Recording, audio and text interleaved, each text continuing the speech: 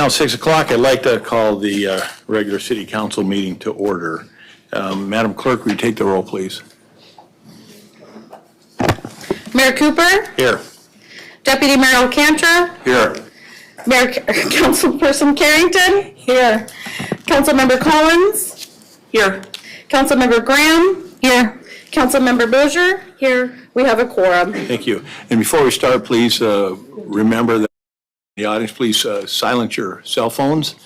And on the council, the same. And as if you have any emergency, please let me know and we can take a break. And we probably will be taking a break after the proclamation anyway. So, Martin, would you lead us in the pledge, please? Thank you.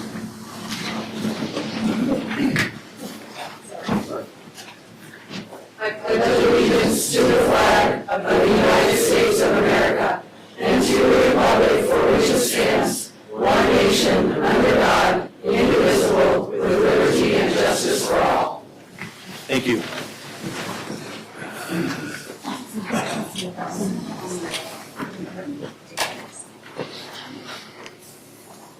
Moving on to the approval of the agenda. What are the wishes of the council for the consent, for the agenda? Move to approve. Take your microphone, Morgan. Maybe I just need to talk louder? Hey, I can't hear you. It's working. It's just not loud. I don't know what to do about that. Yeah, I think I made this comment before, so when we have our next budget season where we buy new equipment, then maybe it'll be better. Okay, so it's been moved and seconded. Are there any discussions? Madam Clerk?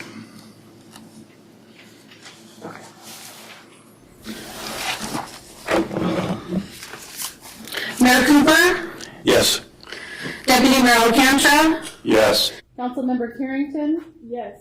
Councilmember Collins, Yes. Councilmember Graham, Yes. Councilmember Mosier. Yes. It's approved. Thank you. And we get to come to a pretty fun, important part. We get to swear in a new council member tonight. And Rick Allen has been selected, and the clerk will swear him in. Please.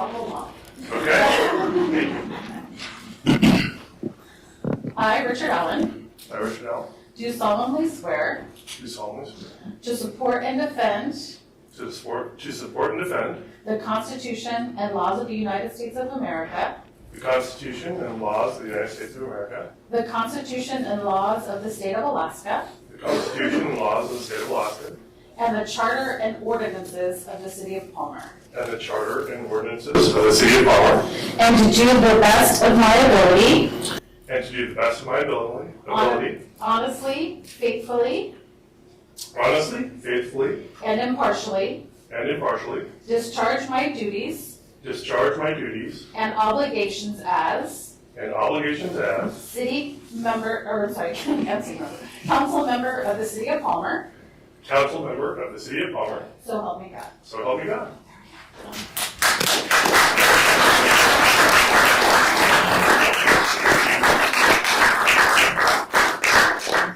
Sign your life away, Rick.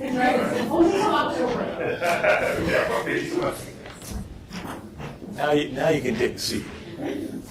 So now we're at proclamation. This is a proclamation declaring March 29, 2026 as Education and Sharing Day, and I would like Rabbi Bird to Oh, there he is.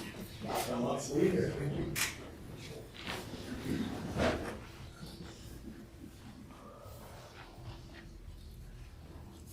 Education is the cornerstone of a strong and free society. It determines what we know and shapes who we are. In that light, education is more than the mere transmission of facts and figures. Rather, it must prepare children for a life of responsibility and purpose, forming and strengthening their moral character. And a global spiritual leader and leading advocate for the advancement of education, Rabbi Menachem M. Schneerson, stressed that a moral and ethical education empowers every individual to realize their full potential and make the world a better place. Such an education can nurture the unity of diverse peoples through encouraging increased acts of goodness and kindness. Imbued with the awareness that even a single positive act of an individual can change the world and usher in an era of global peace. On March 29, 2026 will mark 124 years since our baby's birth. From childhood, he envisioned a world of peace and tranquility for all and advanced the sacred responsibilities and ethical laws known as the seven Noahide laws that have formed the bedrock of society since the dawn of civilization. To honor the Creator, respect life, reject violence, act honestly, value family, promote generosity, and build a just and moral society. And Education and Sharing Day is observed each year of Rebbe's birth in recognition of his outstanding and lasting contributions toward the improvement of education, morality, and acts of charity around the world. A day to pause and reflect on the responsibility to ensure our youth have the foundation necessary to lead lives rich in purpose and fulfillment through service and good works. Therefore, Jim Cooper, Mayor Palmer, do hereby proclaim Sunday, March 29th, to be Education and Sharing Day in the city of Palmer. We'll ask and call upon government officials, educators, volunteers, and citizens to reach out to those within their communities and to work to create a better, brighter, and more hopeful future for all.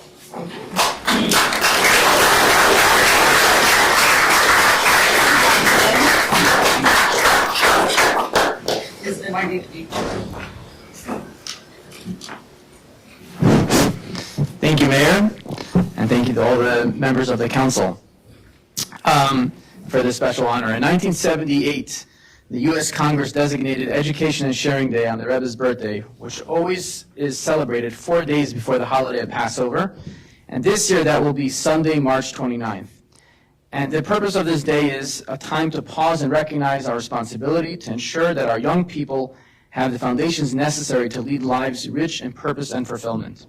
From childhood, as you just heard in the proclamation, the Rebbe envisioned a world of peace and tranquility for all and advanced the sacred responsibility and ethical values known as the seven Noahide laws, as instructed to Noah by God and again at Mount Sinai to Moses, which has formed the bedrock of society since the dawn of civilization. These have many details, but in a nutshell, they are to honor the Creator, as you just heard before, respect life, reject violence, act honestly, value family, promote generosity, and to build a just and moral society.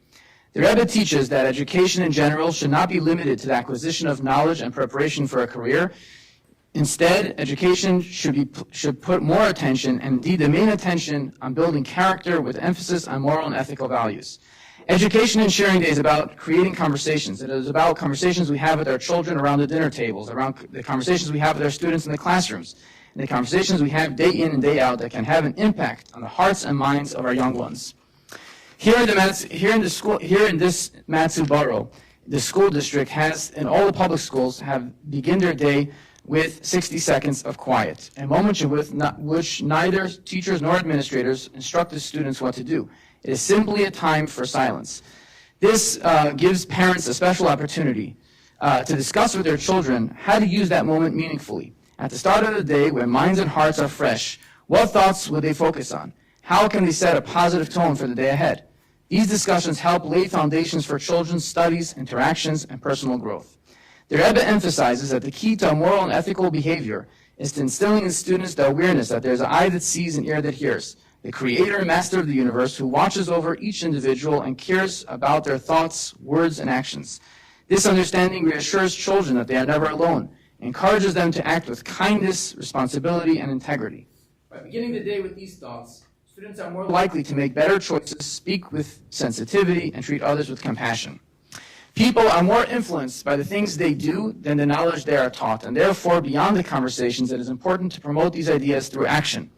In 1974, the Rebbe introduced a charity campaign. This was not a fundraiser for a specific cause or a call to philanthropists to write great big checks. Instead, it was a grassroots campaign to train us all to become givers.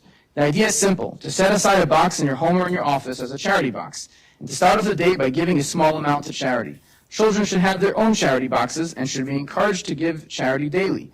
This is to educate them to have empathy and to care for others. The key is to do this on a consistent basis.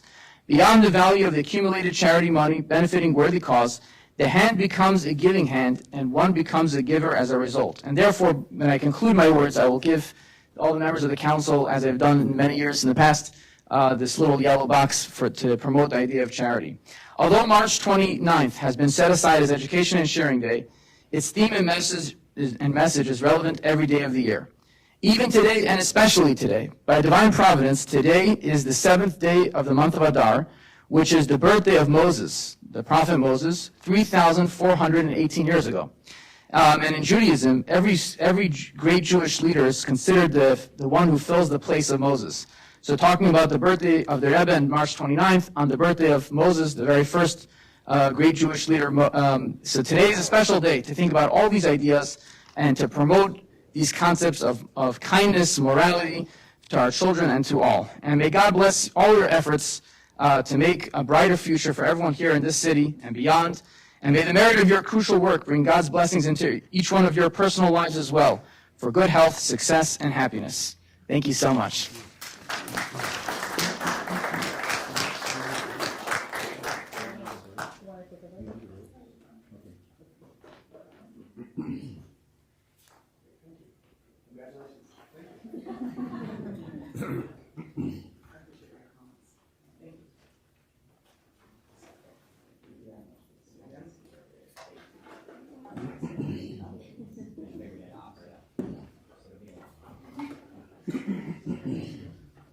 Yeah, you got one yesterday, huh? Yeah, 2 today. Good.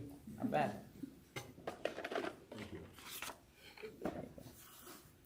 See you.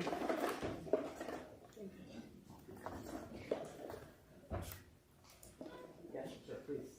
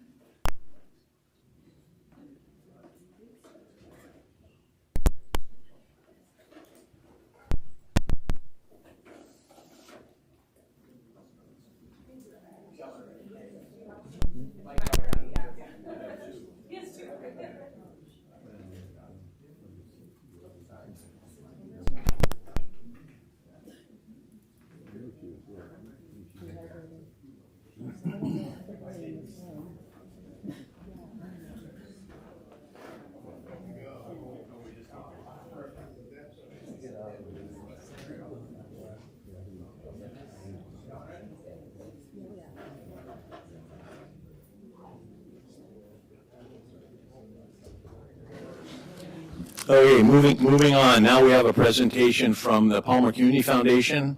I think the chairman is here somewhere. The chairwoman. Yeah, I'm talking to you. Yeah. Do I need to sign this? No. No, I know who you are.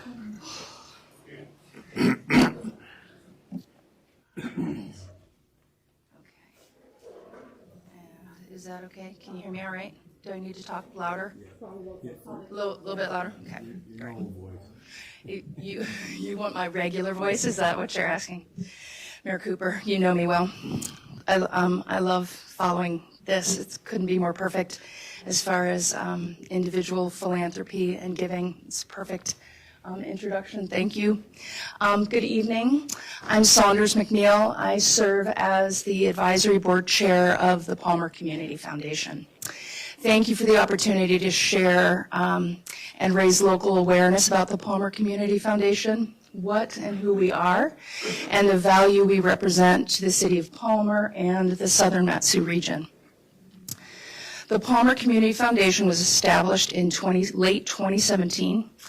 And our mission is to support resilience and self-reliance in Palmer and Matanuska watershed communities now and into the future. Our purpose is to strengthen community. We serve Greater Palmer, Butte, Lazy Mountain, Buffalo Soapstone, Sutton, Chickaloon, and Glacier View. Connection, generosity, endurance, and inclusion are the core values that guide our all-volunteer advisory board.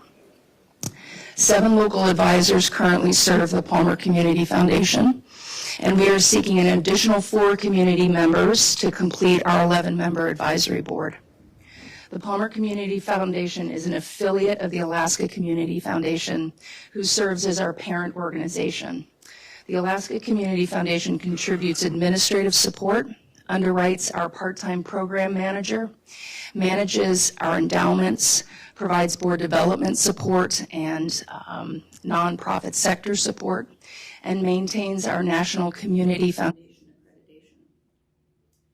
Our goal is to grow 2 sustainable endowments for the Matanuska watershed region.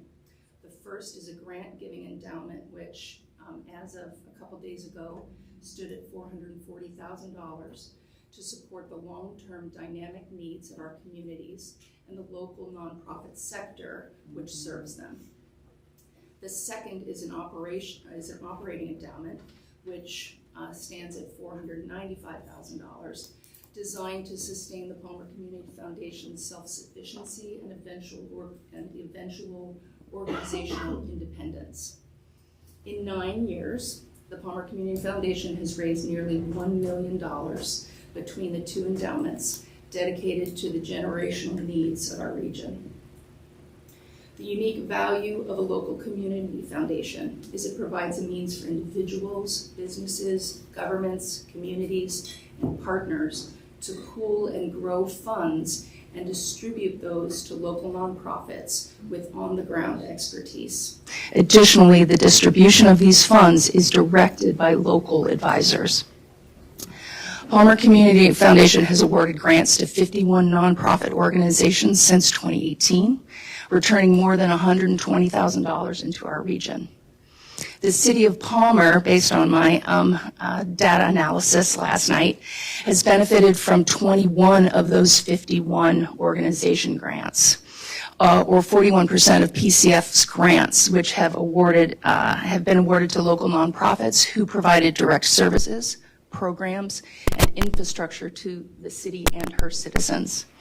And you may be familiar with many of these, some of which include Alaska Family Services Domestic Violence Shelter Fence Expansion and Community Garden, the Bright Lights Book Project, free installation of smoke and CO2 detectors in homes, veteran fabricated batting cages for the Palmer baseball fields, a Palmer Public Library AWE early literacy station, K-12 art for fun programs and the restoration of the Bailey piano, Palmer Food Bank signage and the purchase and installation of food storage shelving, and a wonderful year-round ADA accessible family play park. Those are just some. Other grants we have awarded outside the city limits also benefit city residents, like trails and parks programs and outdoor infrastructure projects. Currently, the Community Foundation is only able to support a small percentage of the total grant requests we receive each year. However, as PCF's 2 endowments grow through individual donations, business and government collaboration, and valued partner contributions, we will be able to increase the number of grants and their amounts over time. The Palmer Community Foundation represents a growing asset specifically designed to increase our local nonprofit sector's capacity to respond to the city of Palmer and the region's civic needs.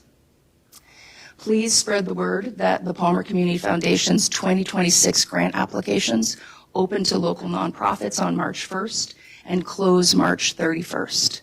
We are hosting a free grant workshop on March 6th from 1 to 4 p.m. at the University of Alaska Mat-Su campus in the Fred and Sarah McIntosh building, room 202. There are 40 seats available, and you can register online through our website. To learn more about grant eligibility, register for the grant writing workshop, review the entire list of past grant recipients, and donate to one or both of PCF's endowments, you can go to palmercf.org. You can also find us on Facebook and Instagram. If advisory board service is of interest to anyone listening, you can also find information about the application process on the PCF website. Thank you again for the chance to raise awareness about the Palmer Community Foundation and its increasing value to the city of Palmer and our service region. Thanks. Thank you, Saunders. Did anybody have any questions or comments to Saunders about the PCF? Deputy Mayor? Yeah, thank you, Mr. Mayor. Thanks so much for your presentation. Explain to me again kind of the two pockets of money. You mentioned one had $495,000 and another one has $440,000. So there's a little shy of $1 million in total. Exactly. So explain to me again kind of the differences between what the two pots do. So we have Palmer Community Foundation has established and is managing and growing two endowments. One is a grant-making endowment. Right now the balance is $440,000 that we've raised since 2018. We use a percentage of the interest earned off the corpus of that fund to provide or to award grants every year. On average, we have distributed $15,000 to $20,000 each year in the annual grant review process. And our grants average between $500 and $5,000. And I think we've averaged about 6 to 8 awards each year. So our goal is to continue to grow that grant-making endowment over time and in perpetuity so that nonprofit organizations can apply to Palmer Community Foundation grants, be reviewed, and awarded grants based on also a all-volunteer community review process. So hopefully that answers that question. The other endowment is the Palmer Community Foundation Operation Endowment. And that's about $495,000 at this point. The purpose of that endowment is to sustain the Palmer Community Foundation as an independent nonprofit organization that serves the nonprofit sector of our region also in perpetuity. So one of the core goals for us is really autonomy and independence and self-determination and our ability to be here long-term for our region and to be able to be responsive and have eventually a full-time program manager. So that's what we're building, that's what that fund is for. And people can make donations to either endowment. Well, thank you. And my next question would be, you mentioned 21 out of 51. Is that 21 out of 51 that are based in the city of Palmer, and the other ones are Greater Palmer or other areas, meaning they could be the Butte, they could be Wasilla, they could be anywhere else? Actually, our service region, our communities are Butte, Lazy Mountain, Greater Palmer, and I'm going along the map in my head. Okay. Me too. Soapstone, Buffalo Mine. Okay. Yes, Sutton, Chickaloon, and Glacier View. So the watershed of the Matanuska River. Thank you. Keep up the good work. Thanks a lot. Thank you. Any other questions? I do have a question, Saunders. So currently you are, BCF is an affiliate of Anchorage, Alaska. Is growing the endowment, is there a point in time when the PCF becomes independent? I know there's like 11 or 12 affiliates throughout the state. Is the goal for ACF to make them all independent? That's a good question. Actually, I think the number of affiliates statewide stands at 13 right now. A sister affiliate is the Jessica Stevens Community Foundation out of Talkeetna. Some of you might be familiar with their team and their work. You know, the affiliate program, as far as I understand it, because what the mayor is referring to is that the Alaska Community Foundation functions as our umbrella parent community foundation. They provide enormous support and administrative kind of back end work for us that allows us to do other important kind of deep engagement in community through that support. So the answer to the question is there are some other community foundations in the state that are completely independent of the Alaska Community Foundation. My understanding is that the affiliate program really isn't intended for those affiliates to come out from underneath that umbrella. The partnership is incredibly valuable, and in both directions, as far as developing kind of the concept of community foundations as an infrastructure to serve nonprofit sector all across the state. So, instead of being an individual nonprofit that serves a specific purpose, community foundations serve the purpose for all of those nonprofits.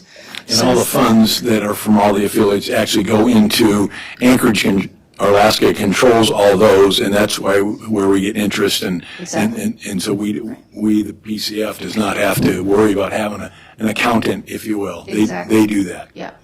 And they also, the Alaska Community Foundation maintains a national community foundation accreditation, which we fall under, and that process in and of itself is quite complex. So the benefit of that to us and to our region is that they have that expertise, and they are paying for that expertise, and we're the beneficiary of that. Thank you. Any other questions, comments of Palmer Community Foundation? Saunders? Thank you very much. Thank you. Appreciate it. Yeah.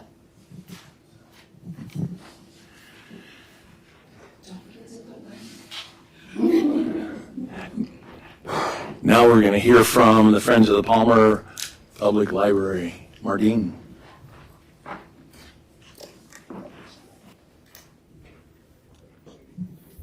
Mayor and council, glad to be here to share a few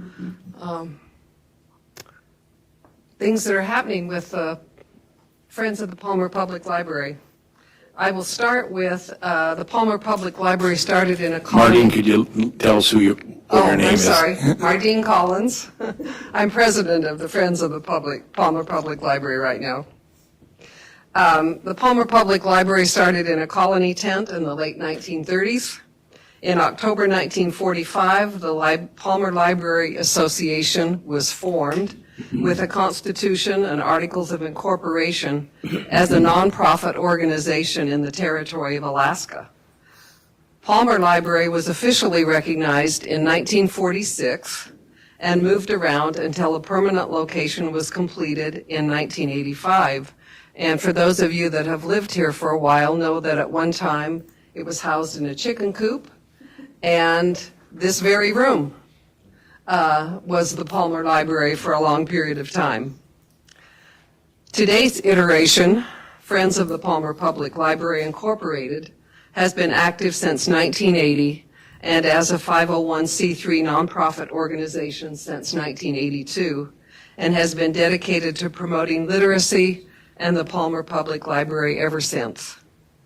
Our purpose is to assist the Palmer Public Library in developing programs to meet current community needs, promote knowledge of and participation in library programs, and aid in providing funds to meet special library needs. We fund a number of activities related to the library. One of the big items that we fund is the summer reading program, and I think each of you have in front of you this summer reading program handout. If you look at that, the numbers are pretty amazing. Registration for the summer reading program was 681 participants, children. Of those, we see that the total program engagement was 6,976 in various activities at each of these during the weeks of the summer. We had local business partnerships. You can see down in the lower left-hand corner the demographics of those who participated. 25% of them were ages 0 to 5, 36% ages 6 to 11, 12% ages 12 to 18, and interestingly enough, 26% were ages 19 and over, which includes some adults. Our final summer party had an attendance of 320 individuals, and that included prize drawings and food and just a nice year-end or summer program. What I'd like to do, though, is share a letter that was written as a result of this activity. Thank you for the tremendous job that you did this summer in providing the best summer reading program available in the area. We are hands-on grandparents to 2 young boys who live in Palmer, Alaska. In fact, we spent 7 months this year in Palmer. We had the opportunity to visit many libraries in the area, including Sutton, Palmer, and Wasilla. Each library had unique features and facilities, but we had to commend the Palmer Library staff for doing the most with less. Your summer enrichment programs were quite entertaining for all of us. We participated in collecting the unique cards which were distributed each week, looked high and low, and finally found the golden book on the shelf, and even tried our combined hand at geocaching, which we'd never done before, and loved finding the Palmer Arboretum. We thoroughly enjoyed several afternoons of summer craft activities and even survived the sword and shield building activity. The best educational activities we were involved in was teaching our grandsons what a library catalog was and how to use it. We even put a book on hold and renewed our books online.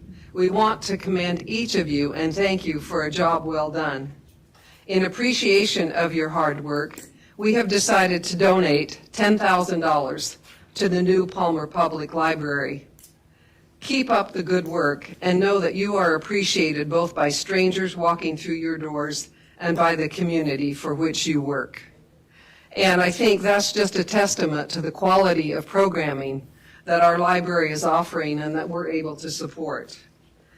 Just some recent numbers. On Sunday, February 15th, the Matsu Orchestra performed its annual Valentine's concert in our behalf, with 90 people attending and bringing in $1,100. This past Saturday, February 21st, we had a book sale with 56 people participating and $300 that we were able to raise there. We are doing collaboration with community groups, the Palmer Arts Council.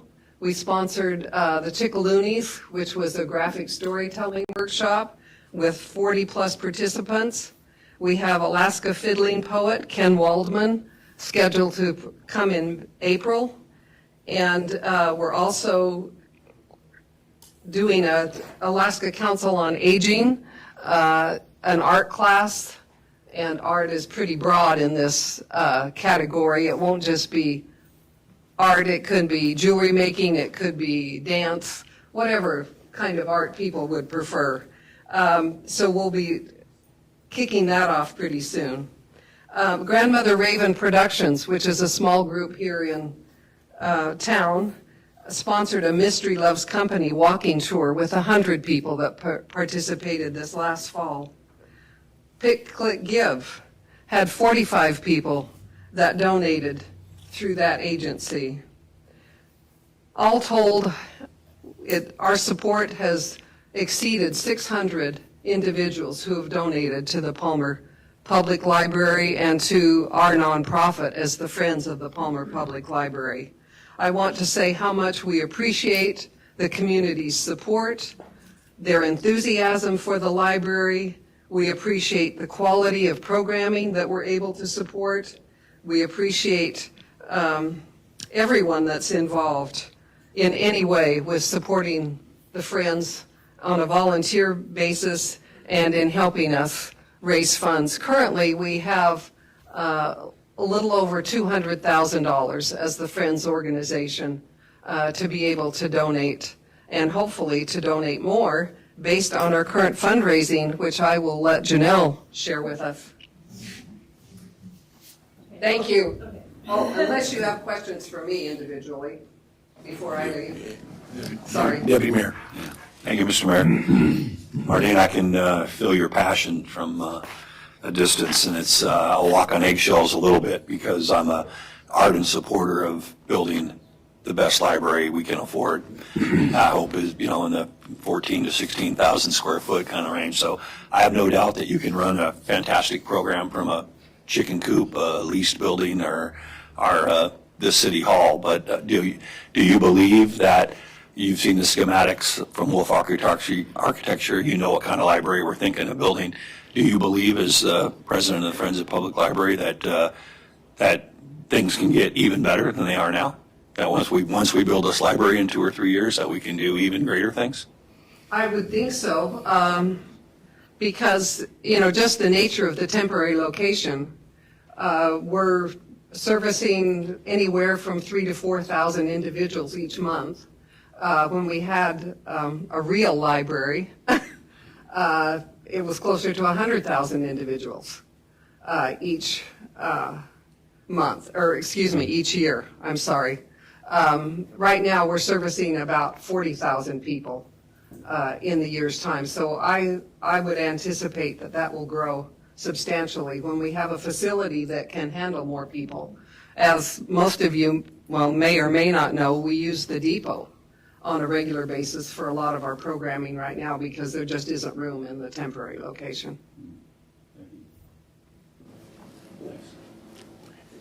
Any other questions of Mardine?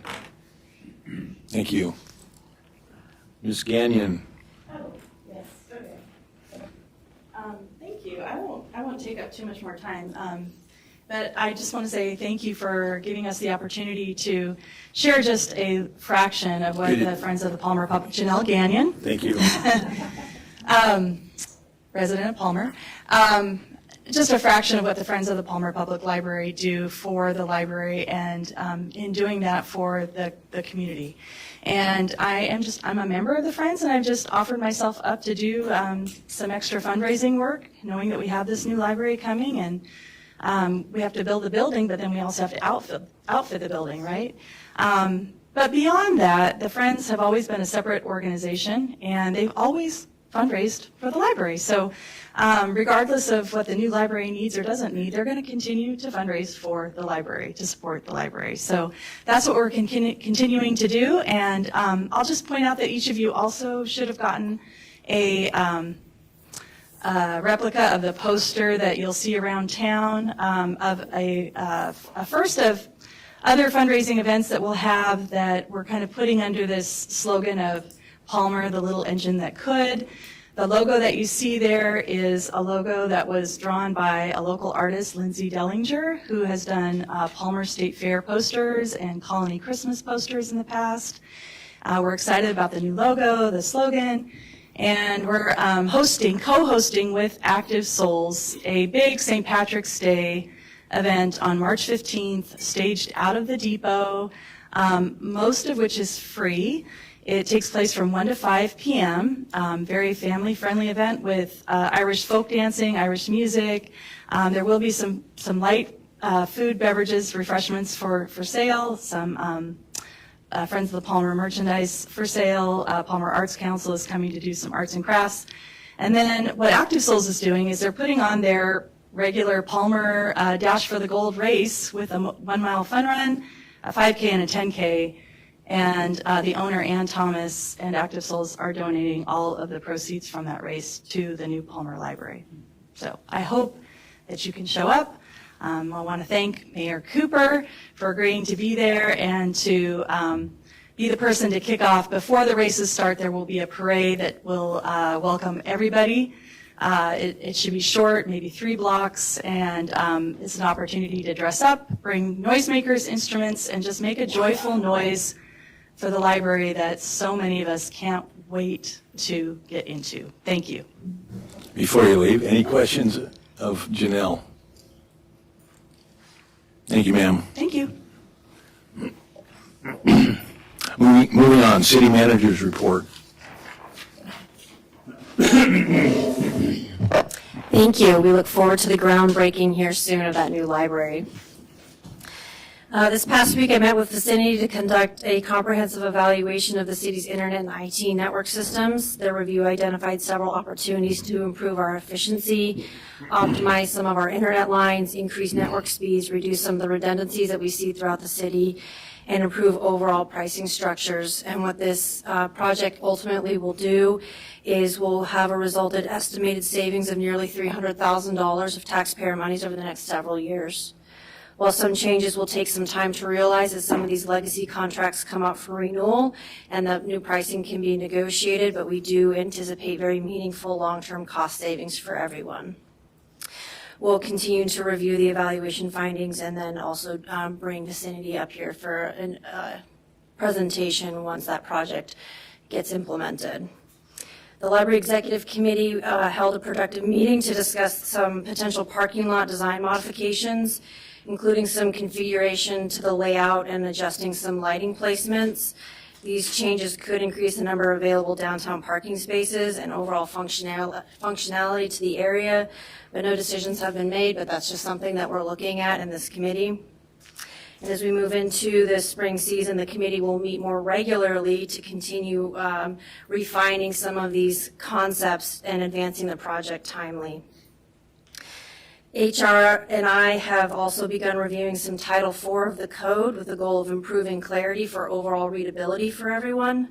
During this review, we've identified several ambiguous provisions and inaccurate code citations, and we'll work together to correct these issues with our attorneys and any proposed revisions to the code for it's more concise and accurate and just easier to interpret overall for everyone.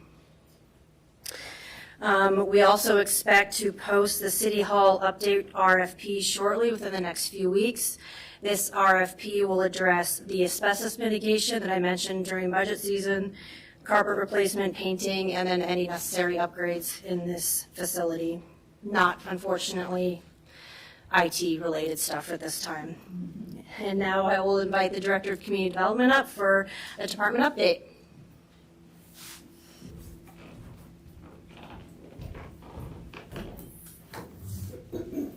Good evening.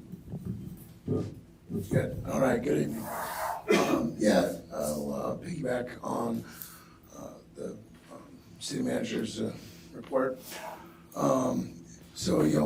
If you notice today, the temporary fence is coming down, which means that we are getting closer and closer to cutting ground. So H5 has a tentative schedule of April, so that's really great news for the entire community. And especially for the department across the board. I do want to highlight the MTA Event Center has been really just cooking lately. So 2 weeks ago on the 14th, unrelated to Valentine's Day, there was a neon open skate. That was their third one. They had 120 skaters that came through. I was back there slinging skates. We actually ran out of skates.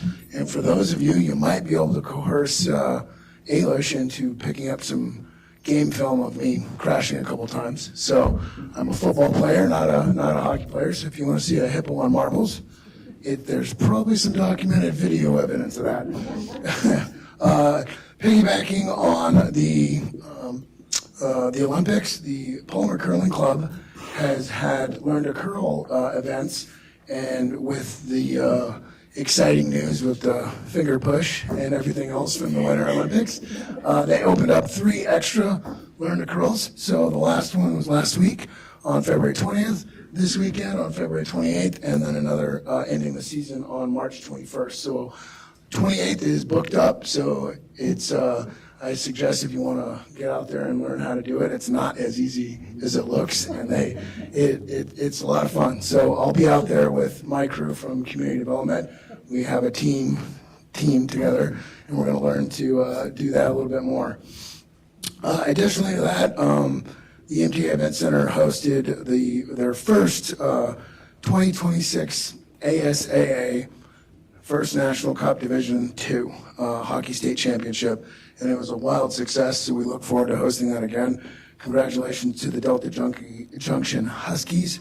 Even though they took down the Palmer Moose, we'll still tip our hat to them. So a little bit more important for the community is there's a regional transportation transportation fair going on tomorrow. It's at the Raven Hall, so the Alaska State Fair, Raven Hall, from 3 to 7. And the reason why it's very important is because we have a lot of projects that are on that schedule for them. So one of them, just highlighting the Glen Highway Arctic Avenue to Palmer Fishhook. It's a capacity and safety improvements. Glen Highway reconstruction from the Parks Highway to Inner Springer. Hammer Road updates and extension, as well as trail and pathway projects. So 49th Street pathway, Bogart to Palmer Fishhook. Edgerton Parks, it's a little bit outside, but Mountain Trails Drive update and pathway, and Inner and Outer Springer Loop pathway as well. So once again, that's 3 to 7, so it's open for everybody that's getting off a little bit later. They can swing by and take part in that.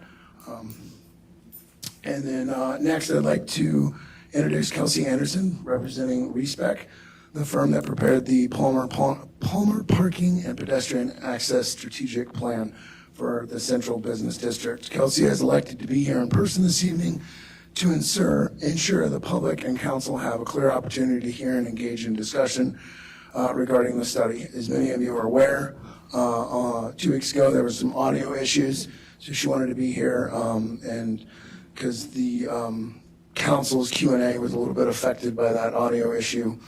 She's here to help remedy and walk through any material again and answer any unanswered outstanding questions. The city appreciates RESPEC's continued partnership and Kelsey's willingness to be present to ensure full transparency and clarity as we move forward with this important work in downtown. So, Kelsey, the floor is yours. I'll grab another chair. So council members, what I just handed to you was the slides from their show at the last meeting where we had the technical difficulties. I thought it might be helpful for you to have them again at this meeting. Great. Hi, everybody. Nice to see you in person. My name's Kelsey Anderson. I'm a senior planner with RESPEC. We've been working with Nate and the city for about 8 months or so on this project, and yeah, gave my presentation and offered just some in-person Q&A with you all. So I think with that, I'd love to just kind of kick off if folks have questions.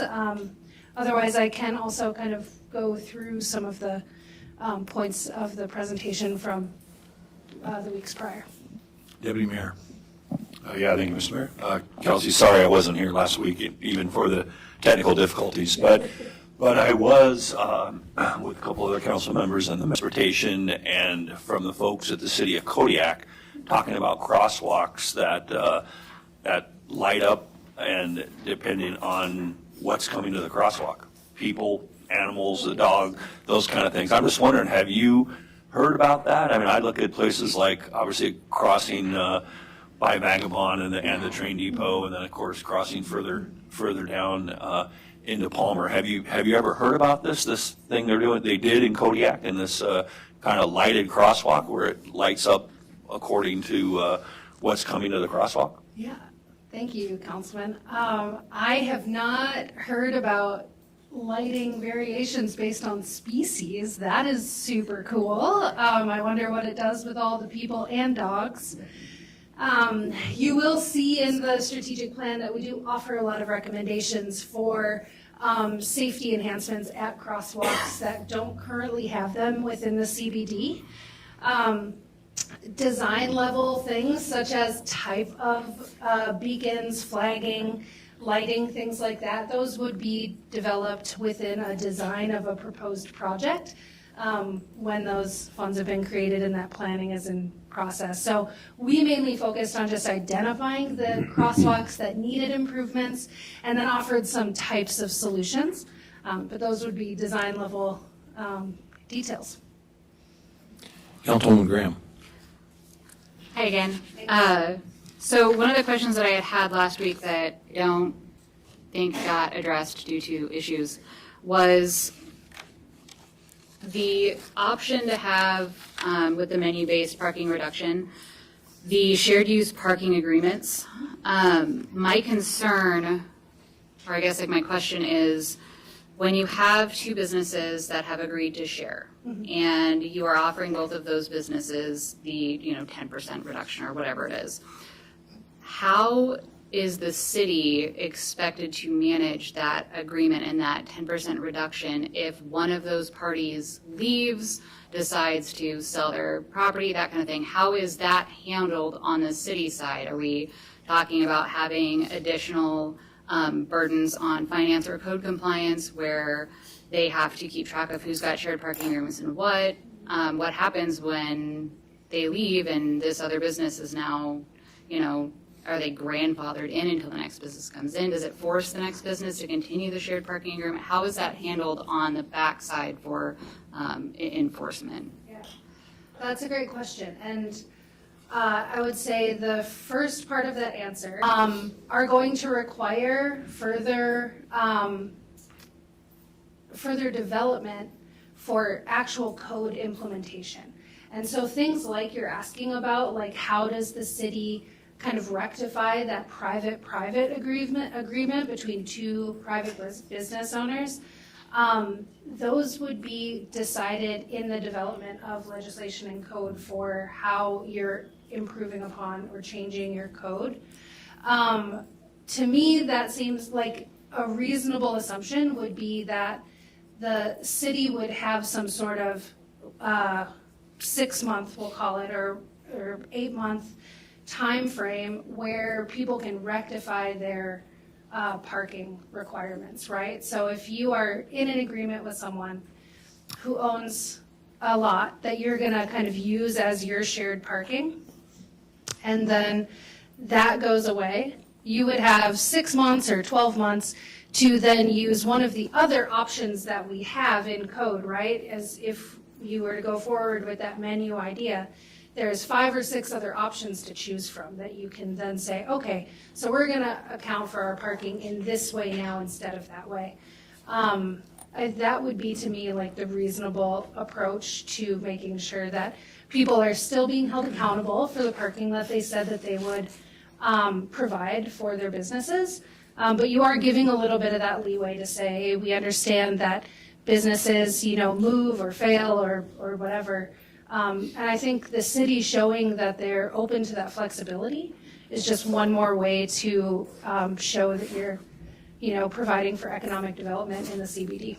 So with that being said, I'm assuming that this idea of the menu-based parking reduction and specifically the shared use parking agreements has in your guys' research and putting this together, you guys have seen other municipalities, other cities implement this. Yeah, I mean, we've gone through, part of the existing conditions report highlights some of the cities that we looked at. I would have to look at it to see exactly which cities we looked at for this question. Sandpoint was one. We looked at some cities in Colorado, but those are found in the existing conditions.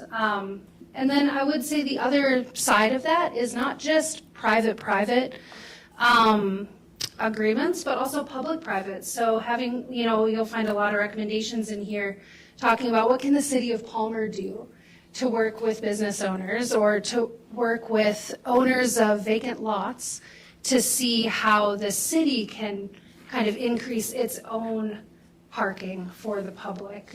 So not just relying on those businesses that have already established their own parking lots and things like that, but there's opportunities we found in our analysis of vacant lots and opportunities for the city to actually engage with the private sector to then offer more parking for citizens. One more real quick. I haven't had a chance to look at the full document that you guys have. Does that also list out, like you said, does it list out the municipalities that use something similar to that where they've got that shared parking agreement?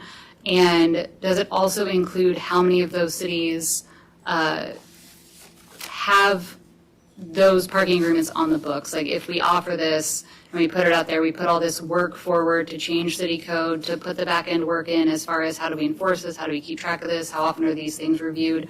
How often are these other cities using that as an option? Kind of like, is the juice worth the squeeze and putting in all that work in the back end to even offer that because of how much workload that could be on our city employees? Yeah. So, I mean, we do have that information in the existing conditions report. And I will say, like, every city is going to be different. Your resources are different than Durango, Colorado's or Sandpoint, Idaho's. So it's really going to be doing the work to figure out what, how to implement that here in Palmer. And what we really focused on was providing a great foundation for city staff and the Planning and Zoning Commission and you all to think through these problems as they pertain to Palmer specifically, because where you guys are really not, there are other towns obviously in the US that are like Palmer in this, but the event parking was really what came out as the major focal point for the public that we talked to and that took our survey and everything. Their main focus was we need better parking options for event days. And that was the highlight. So I hope that in this it helps you all think through how the code can reflect or how city staff work can reflect increasing parking and access and mobility for those event days as well. Let me respond to that a little bit. The issue, it becomes more complicated, that you have two private entities are in an agreement, one leaves, the other decides not to do that again, and now you're stuck with a variance depending on who comes in as a business. And what that potentially can do is shut down that business from coming into Palmer. That is an issue that we need to be really concerned about. Councilwoman Carrington. So just a quick correction on that, the reduction strategy. What is adaptive reuse? Yeah, so adaptive reuse is a fancy way of talking about maintaining the history and the character of a place like Palmer. So we have buildings in the CBD that ideally we're looking to have people come and invest in, right? We want to see people putting their businesses in these buildings that are maybe a little more run down, have been vacant for a while, offering a bit of a carrot as a parking reduction to see if that would be a way to kind of enhance the interest in kind of infilling some of the CBD instead of having businesses spread out a little bit more away from the central area. Yeah, and those definitions are also found in the document too, if you want to reference those as you're going through things. Yeah. Like a really good example of that is the new Poppy Lane, right? So Jeff Johnson, when he went in to revitalize that building, which is incredibly historic, some of the stories he had about going there and it was really cool to pick his brain when he was doing that project. But he as well had to get a variance as well. Additionally, the address right off of Evergreen, it's the old Central Matsu building, Matsu School building, literally right here. That's the same thing, right? So adaptive use is more or less going in and maybe, I don't want to say blighted, but abandoned buildings that may have been vacant for a little bit longer than we'd all like. And what would be the reasoning for that, right? Making sure if that pinch point is parking, we think of it as a variance, right? It's really adaptive use. We have it in code as a variance. When there's something that's hindering economic development or a developer coming in or an owner coming in and putting something there, depending on what that business is, because some businesses are easy to put in because of parking. Others, not so much, the retail and the restaurants and all that. That's where like our heaviest pinch point that we've been talking, or at least we've seen that, right? So it's a fancy word for variance, but it's more or less across the board, being able to pinpoint a specific location, a specific building that has historic value, and we want to make it available for somebody to develop it. And if that I hate to use the word again, the pinch point of that is parking, then that's something that we're trying to work towards, working hand in hand and being able to allow that to no longer be as vacant. Any other questions? Over there, Nate. Thank you very much. Yes, sir, I'm sorry. Question for the city manager, though. You have questions? Please. Thank you, and thank you, Mr. Mayor. Thank you, City Manager Zirkle. Thanks for the cough drop, and appreciate that. But I was going to ask the questions whether I had a cough drop or not. So I wasn't here at the last meeting. You probably got a nice break from me. But 70 days ago now, 10 weeks ago, we sat together, some of us, not a couple people on the dais here, but probably the most well-attended city council meeting in history, certainly in my 3.5-year history. And I talked to folks who've been around for a while, and they said it was as most well-attended they'd ever been to. And we adopted, we unanimously made a motion to have a golf course contract with Eagle Golf Course Management. And now we're sitting here on February 24th, and I realize I wasn't here on the 10th. But we're 70 days later. I have sort of multiple questions, but I'm fearful. I mean, I know that Palmer Golf Course has opened in March before. And one of the pride parts about Palmer Golf Course is that it's open the earliest, stays open the latest, and sometimes you can even golf out there in the wintertime. So I guess I have to ask, as we sit here going into March next week, in spite of these 15 below temperatures coming our way the next couple of days, where are we now? Where are we at? So the city attorney, or Mr. Cassiola, on January 29th sent, via me, George, and the proposed contract. He confirmed he received it and sent it to his legal counsel. There was a deadline of February 12th to receive red line negotiations. From that deadline came and went. We extended that. And on February 17th, Mr. Cassiola and Mr. Collins' attorney spoke. We were supposed to receive a red line version within a few days. We had to reach out again on Monday because we hadn't received it. And as of noon today, we finally got that after nearly a month of it being in the contractor's hands. Okay, Mr. Mayor, thank you, City Manager Zirkle. So I asked this question, I guess, 4 weeks ago, but how much have we spent on MCS and Mr. Cassiola so far? And do we have, or whether it's him or his partners or anything like that, and how much do you have the authority to spend on that involvement? This is your council. You directed the city clerk to hire Mr. Cassiola. I'm happy to get that information pulled from you, but that was done and directed by the city council to the city clerk. So rates and all of that, yes, I can see all of it. I can pull the invoices, and I'd be happy to send them to you tomorrow. Thank you. I appreciate that. One more. You said you received something just today at noon or yesterday at noon? Today at noon, yes, after we sent it January 29th. So thank you for that. Do you have any feel that we're making progress, that if we come back here in 2 weeks? I would be happy to provide those in executive session, since this is still in negotiation phase and nothing has been determined. Okay. Thank you very much. Mm-hmm. Madam Manager, do you have any further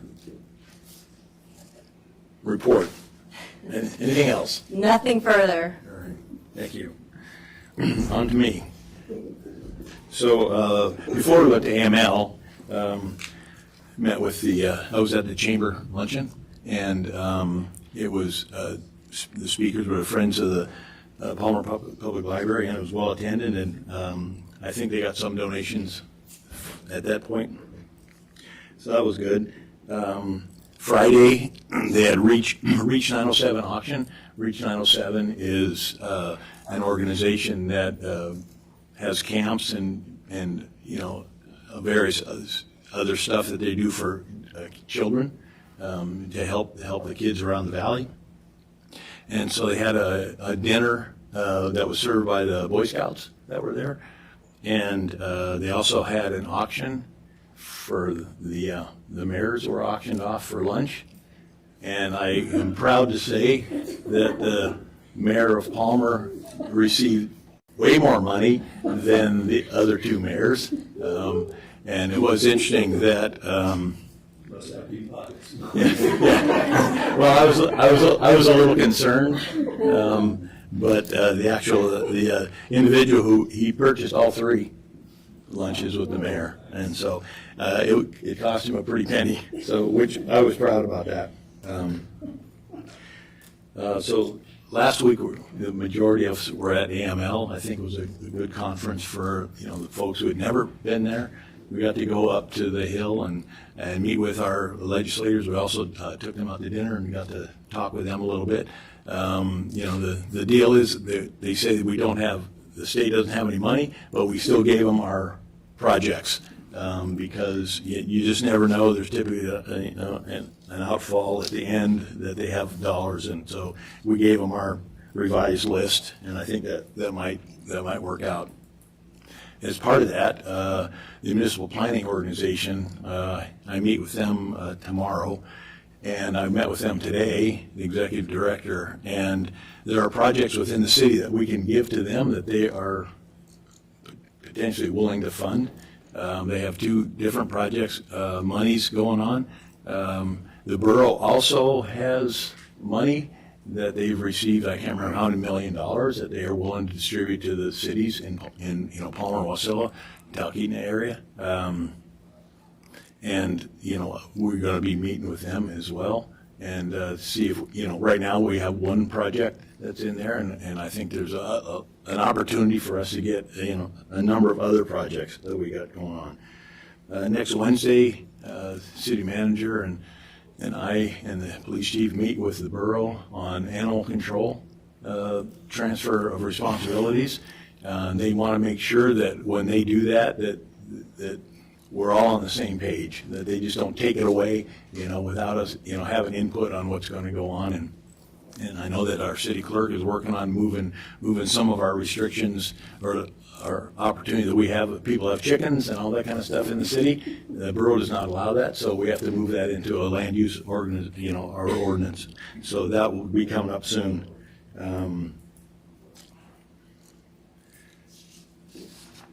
don't want to take a lot of away from the chamber because I know they're here, but there's a free lunch. Tomorrow is their annual meeting. They can talk about that. But also there's a free lunch that's going to be put on by the Palmer Chamber and Wasilla Chamber with support from the Matsu Health Foundation. It's called Child Care Policy in the Workforce, what businesses need to know and do. And it's a business-focused event designed to help employers understand how child care shortages impact workforce participation and retention and productivity. And that will be at Evangelo's Restaurant. Like I say, it's a free luncheon, March 24th, 11:30 to 1:30. And last but not least, next week we'll be issuing a proclamation to our hockey kids age 10 that they both A and B teams won the state tournament.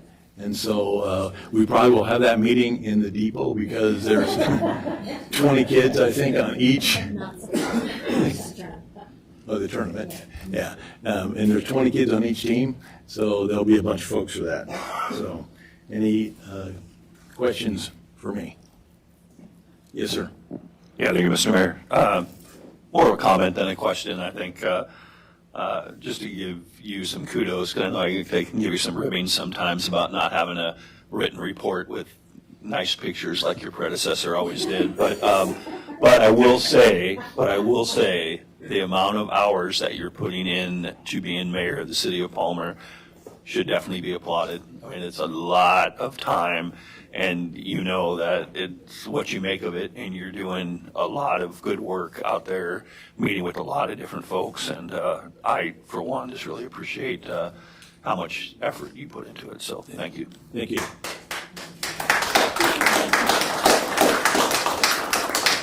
Thank you. Moving on, Madam Clerk. I don't have a whole lot to report. I wanted to let council know the same, that I should have the introduction to repeal Palmer Municipal Code Title VI and to start the process for handing the powers over to the borough, and then start moving some of the other animal issues and land over to the land use part. So I should have that at the next meeting. And that's pretty much it. And not to put Kelly on the spot, but were you able to get signed up to give your report, or would you like to step forward and do it now? For whatever I know that we had talked about it. Until you guys get there, and Okay. unfinished business, or I can do it now. Okay, we'll do unfinished business. Okay, thank you. I just wanted to check. That's all I have. Any questions? But of course. Yes, sir. Thank you, Mr. Mayor.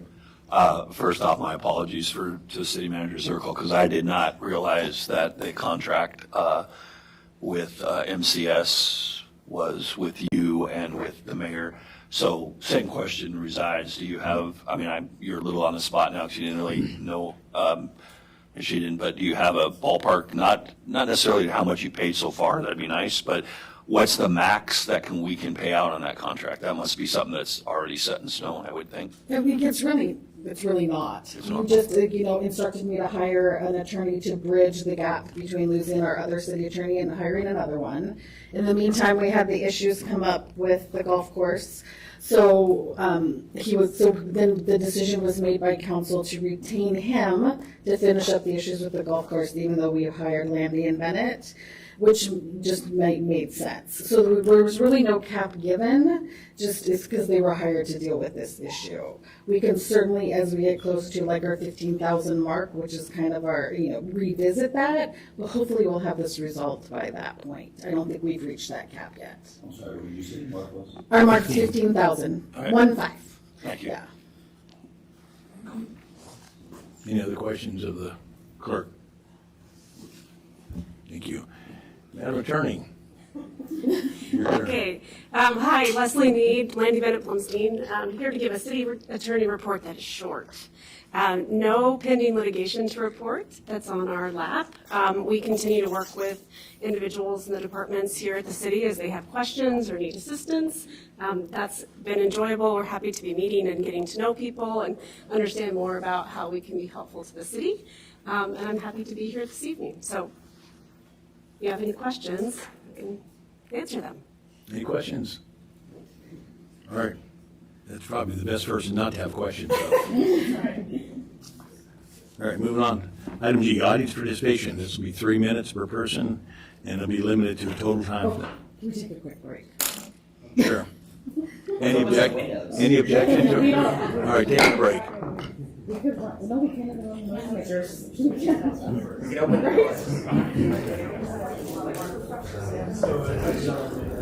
Oh, yeah, maybe the fan.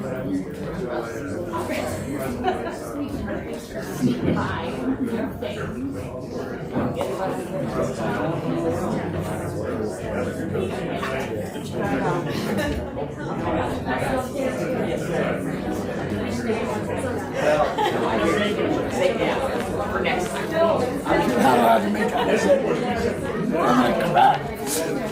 I hate to put you guys on the spot. But when I will be able to make it tomorrow. So you already know. I want someone there to accept it. I'll register you. Yeah, it's gonna be long. But yeah. Okay. I'll register you.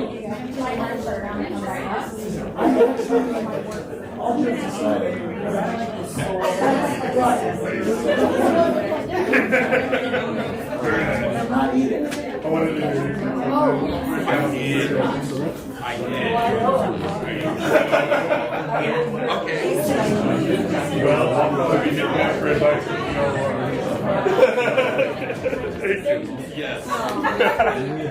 Luckily, I've known Becky for a really long time, so that's helpful.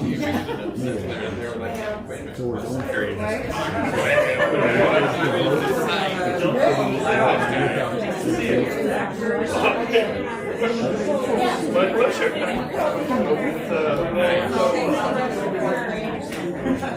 Plan on learning a lot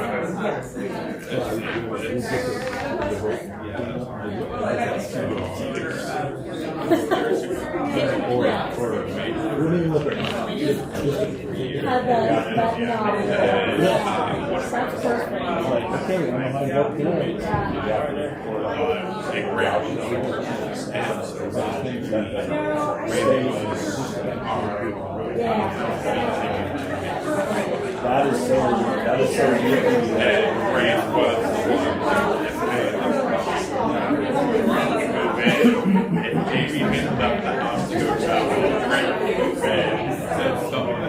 now we need a lot of layers that we need to make sure. It's all for But that's why it's like,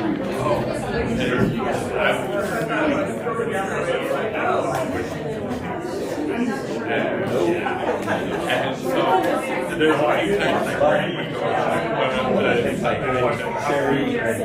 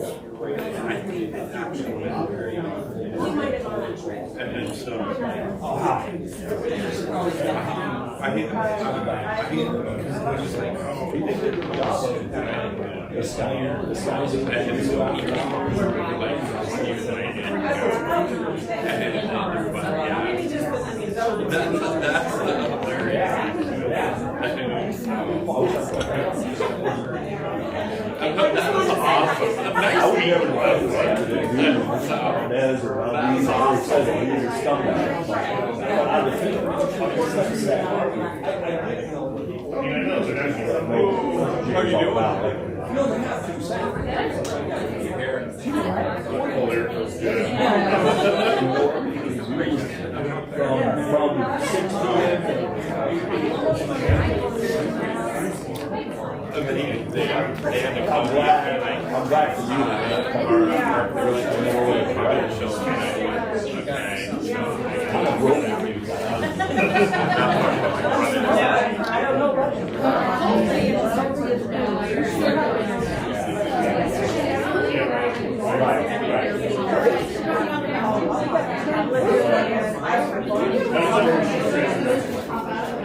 I'm stuck doing all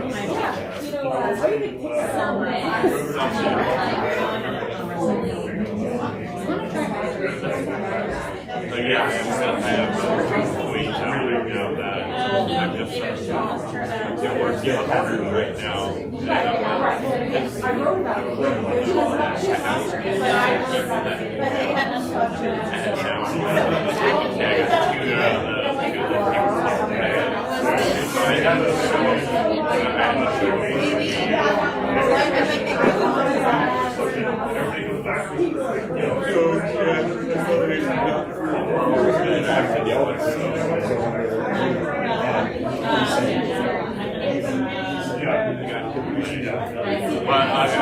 I won't get up.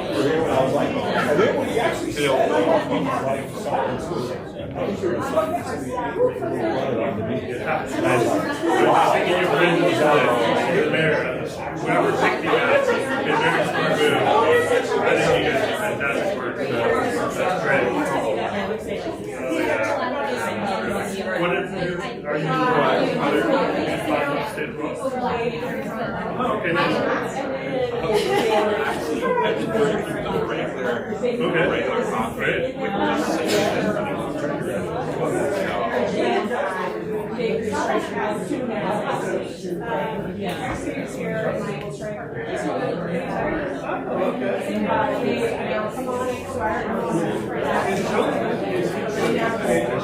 This is the left from the back, right? So you see that Valdez is an asset. I was Valdez for years. So we've been hanging out together now.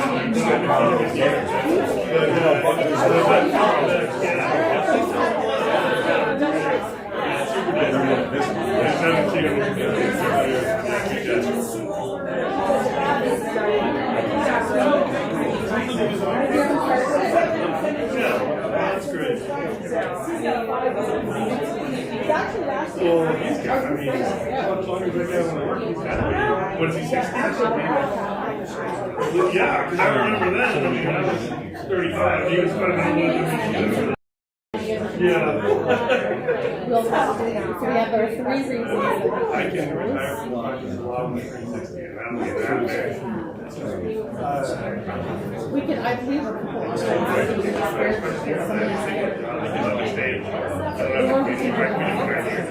But now they have, I supervise those. So you have a little attorney corner? I guess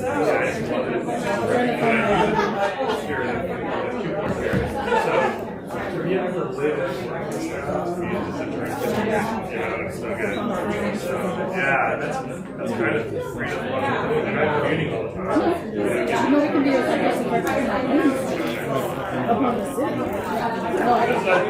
My kids are a little older, but I don't keep them cheating for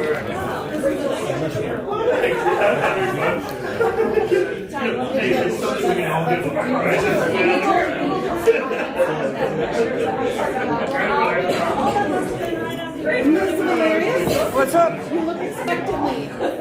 Oh, I want to ask Jim the mayor a question. No. Colby.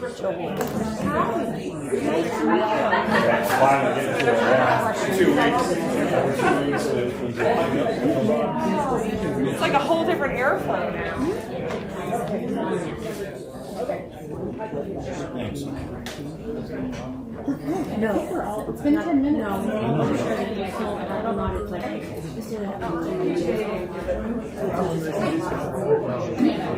I just heard that one.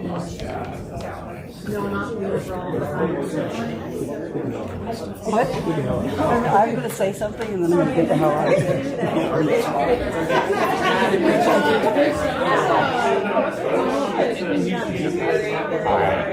In all negotiations with Cody's blessing. But we talk all the time. Perfect. No, Yeah, for 2 weeks.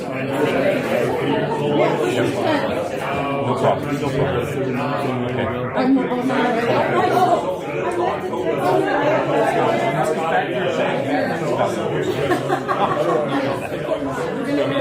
All right, thank you.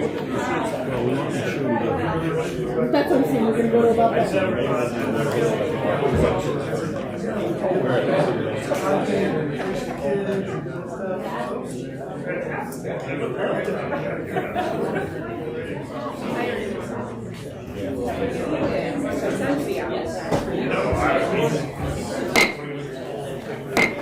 Okay, we're back in session.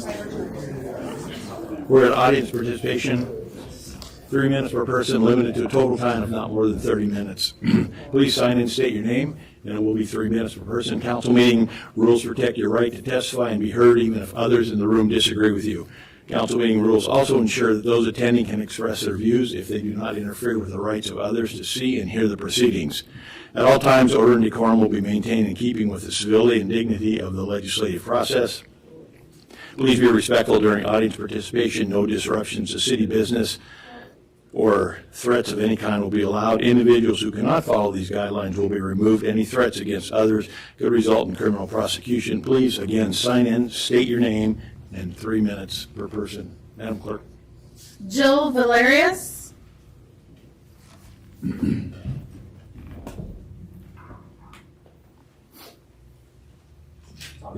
Oh, yeah. And there'll be a light on Nope. the, hold it for about 3 seconds. There you go. Thank you, Mayor and City Clerk and Council. My name is Jill Valerius. I live here in Palmer. I own a business here in Palmer. And I think I'm one of the few people that can claim both, that I live and own a business. I want to speak to the sales tax. And number one, I'm in favor of it. I would like to see us implement a sales tax for 18 months. I think looking at numbers, if you have a home that's worth $400,000 and we have a $10 million bond, I'm going to pay $100 a month. That's equivalent to me spending $10,000 a month in the city for $100. Generally, I don't spend $10,000 a month in the city or really anywhere. So I just want people to understand that I think we freak out when we hear about taxes. The reality is government pays for things and government needs money. So it's kind of like the borough talking about a tax too. Like, you know what, money's gonna come from somewhere, so maybe you don't pay property tax, or maybe you're paying more property tax, or you're paying sales tax. And I would say for most people, if you don't travel outside of this area, boy, are you gonna have your eyes open when you do. Because the amount of tax you pay on different things, whether you're dining, staying in a hotel, city taxes, property owner in this city and a business owner in this city, it makes far more sense to me to pay an extra 1% for 18 months than it does to have this big bond. So thank you for your time. Thank you. George Collum.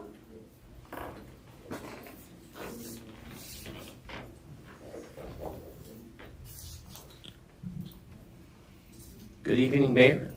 Good evening, Mayor and members of the council. My name is George Collin from Eagle Golf Course Management. I want to address the timeline of the 2026 contract negotiations. On January 29th, the city provided Eagle Golf with a proposed contract. We submitted our red line response on February 23rd. While this took some time, I want to explain why it was necessary due to the significant changes proposed by the city. It is our understanding that the City Council approved 3 specific changes to the prior contract. The city would pay for fuel, the $475,000 contractor fee, and no liquor sales. Eagle Golf accepted all 3 of those changes. However, the contract proposed by the city went significantly beyond those 3 items. It was not simply the prior contract with 3 modifications. It was a substantially rewritten agreement containing materially different items. Our red line response was measured and reasonable. We accepted the vast majority of the city's new provisions, including updated insurance requirements, new lien protections, subcontracting disclosures, and revised capital repair provisions. Where we proposed changes, we did so to preserve the operational structures that have worked successfully for years. Most concerning is the requirement for 2 completely separate point-of-sale systems, one for the city sales and one for the contractor sales. This is a fundamental departure from how the course has operated for over a decade and would directly harm customer experience. The proposed contract also imposed extensive weekly reporting far beyond the monthly reports used successfully under the prior contract. Eagle Golf's red line proposed restoring the proven reporting framework while maintaining the city's gap and receipt-keeping requirements. On February 17th, the attorneys for both parties discussed the contract and potential approaches to bridge the differences. Following that discussion, Eagle Golf carefully reviewed every proposed change and provided a good faith response that addresses the city's concerns while recognizing the practical realities of operating a golf course. Doing so required time. In order to provide a good faith proposal that would meet the city's needs while also permitting the continued and effective operation of the golf course. Eagle Golf has acted in good faith throughout this process. We submitted proposed 2026 rates to the city in October of 2025 and received no objection. It was not until February 2nd that the city manager directed us by email to suspend all pre-sales of punch cards, season passes, and all other sales. We complied, but the 4-month delay in receiving any feedback has created uncertainty for our operations and for our golfing community. Eagle Golf wants to work with the city. We want to finalize this contract and ensure golf opens and operates effectively in 2026. We have been committed to the Palmer golfing community for 18 years and look forward to continuing to work with the city in good faith and reach an agreement that is acceptable to both parties. Thank you for your time.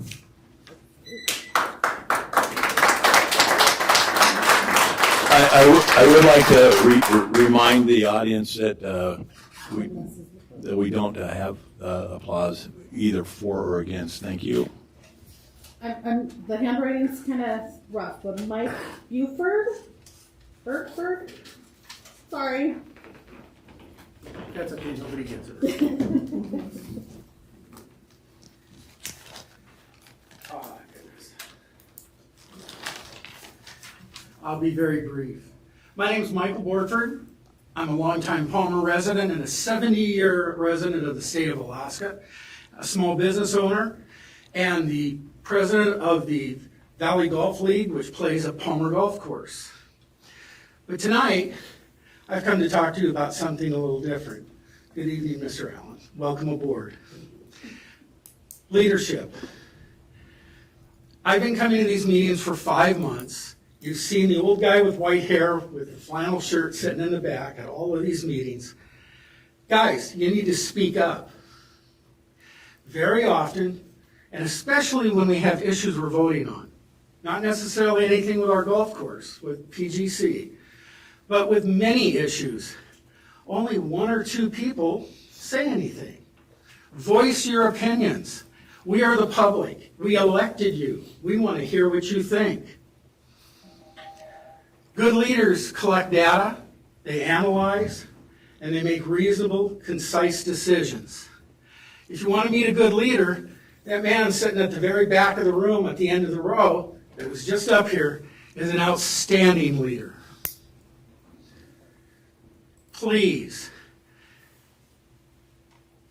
give your constituents what they need, and that is to hear you, each and every one of you, at these meetings. Thank you. Bert Verrill. Bert Verrill. I'm here again. I can't believe it. I've only started coming since the golf course became an issue.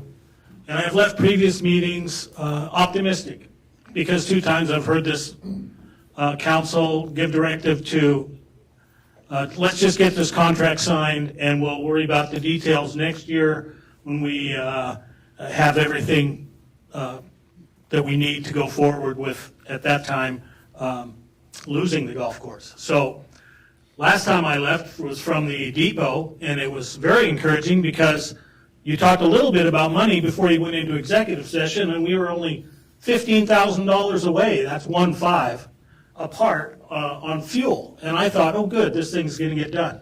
Well, thankfully, I would like this contract to get signed. I would like us to move forward because I'm at the investment stage of my golf. I represent a group of golfers who pay thousands of dollars to play for a year at Palmer Golf Course. I usually pay that in March. We were assured, or maybe we were told at the December meeting, hey, don't worry, we've signed the contract before as late as January 12th, as late as January 16th. That was to, let us know, hey, don't worry about it, we're going to get this done. Well, January's gone. February's gone on Sunday, and we're into March already. A time when I have usually paid my multi-$1,000 corporate pass, and I'm ready to pay it now. It feels like we've been so close, and the council administration, you must be tired of being the focus of the blame game. So let's get this done, and let's get it done now. Sign a service contract so we can get the golf course moving, taking money, and going forward, and then we can move forward with the steps required to get all your work done for a release of obligation. Thank you. Paul Larson. I apologize, I signed that, I didn't realize I was signing for that. You're okay. How about Michelle Grimes? We won't make you talk, it's fine.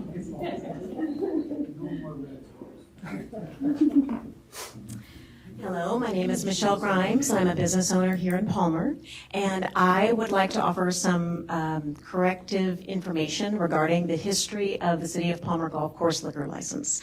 So in January 27th, during the City Council meeting, City staff discussed that the Palmer Golf Course liquor license had been seasonal for decades, and meaning that sales of alcohol were limited between April 15th and October 15th for decades.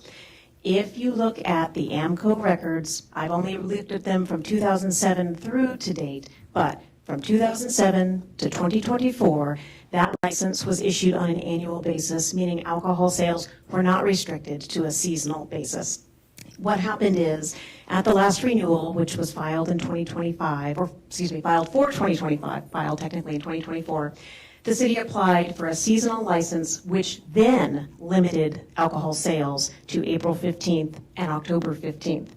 Now, notably, and if you're familiar with the golf course, you might realize this would pose a little bit of an issue because we are very proud that our golf course is the first to open and the last to close. In fact, my daughter and I, we have a challenge every year. We want to golf the first day that the course is open and the last day that the course is open. And if we're lucky, We try and golf and ski on the same day because Gilroy is sometimes open with groomed trails. So our golf course, so it's important that you as the council operate with accurate information. And this is accurate information that is available. I believe it has been shared with you, and I hope that you incorporate it in your discussions and in your decision-making. Good governance depends on accurate information. You cannot make sound decisions and have reasonable, productive discussions with inaccuracy. So it is not the public's role to manage that record, but it is the public's right and perhaps at times the public's responsibility to participate when concerns arise. That participation is fundamental to how our system of government is designed to function. That participation, that process is why all of these people are here tonight. Solving complex problems is never easy, especially when addressing issues that you have inherited, right? The conversion of the seasonal alcohol limit was not something that originated by the current council or mayor or current city manager. However, this is an issue that is yours to resolve. But I'm very confident that you will and that you can. There are other issues that need attention and things that have arisen more recently. You have all expressed your desire to have an open and thriving golf course. You have the power and the responsibility to ensure that your intent and your prior vote translates into effective action. Please know it is not too late and there is still time for a positive outcome. John Chirac. Good evening again. I'm John Sherrock. This is my first opportunity to thank you all in person for voting to pursue a release of obligation for the golf course, and thank you all. I'd also like to welcome Councilmember Allen. Love the jersey. The airport advisory meetings begin this Thursday, and I'm wondering if the council, as the airport sponsor, has instructed the airport supervisor to leave the golf course area untouched and to remain identified as a public recreational area in the master plan. If the master plan includes development in the golf course area, it would completely contradict the release of obligation process approved by this council. Also, have any steps been taken to record, broadcast, and share airport advisory and planning and zoning meetings to document and increase public involvement during this process? In recent FAA letters released by the city, public involvement is noted as a very important part of the process. Last season, the Palmer Municipal Golf Course opened 26 days from today. And a fun fact for all you guys, the earliest it's opened is March 5th. Learned that the other day. Normally, by this time of year, my family has already purchased our season pass. We paid our trail fees and are anxiously watching the weather for opening day. This year, we're watching the council.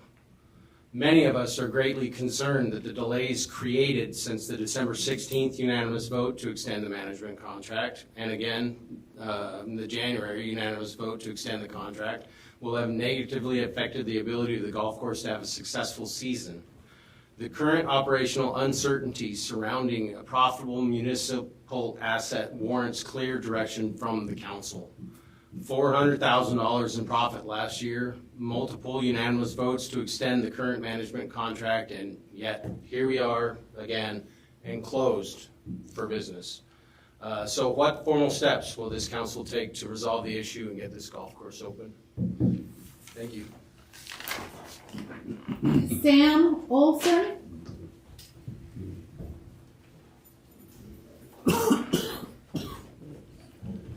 Thank you. Sam Olson, Palmer, Alaska.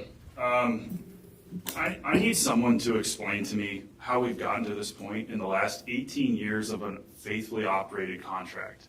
George stated he didn't have a contract in October. And then we went through all the way to December, fighting about the airport, to now we don't have a contractor, so we passed one. December 16th, right? 300 people, we were ready to just walk away, not a big deal. Now we have another problem. All of a sudden, AMCO's involved. Now we have another vote. Now we have an executive session where nobody knows what's going on in this room. And that's why we keep showing up. Like, I've told you guys that I will take the AGA events away. My first one is May 15th. That's like in 3 months. And you guys have the power to direct city staff to finish something. You might not have the power to like negotiate, but you have the power in your charter. So please give us a reason to have faith in you again. Otherwise, I'm just getting so frustrated coming back here and trying to prove you guys wrong over and over again. I got told that it was a seasonal license before the last meeting, and then I had to say, no, it's not. I don't want to argue with you. I want to be an advocate for you. But this whole community doesn't feel like we're being advocates for you because we feel like we're fighting with you to prove staff wrong. You're supposed to protect us, not make us feel dumb. Please fight for us. Get this thing done. I need it done in 2 weeks or we're going to move events. I don't have a contract with you. It won't cost me any money. Thank you. Joel Stefanski.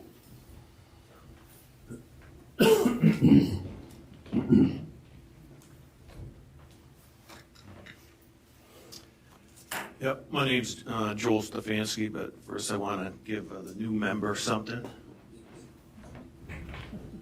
Thank you very much. Appreciate that.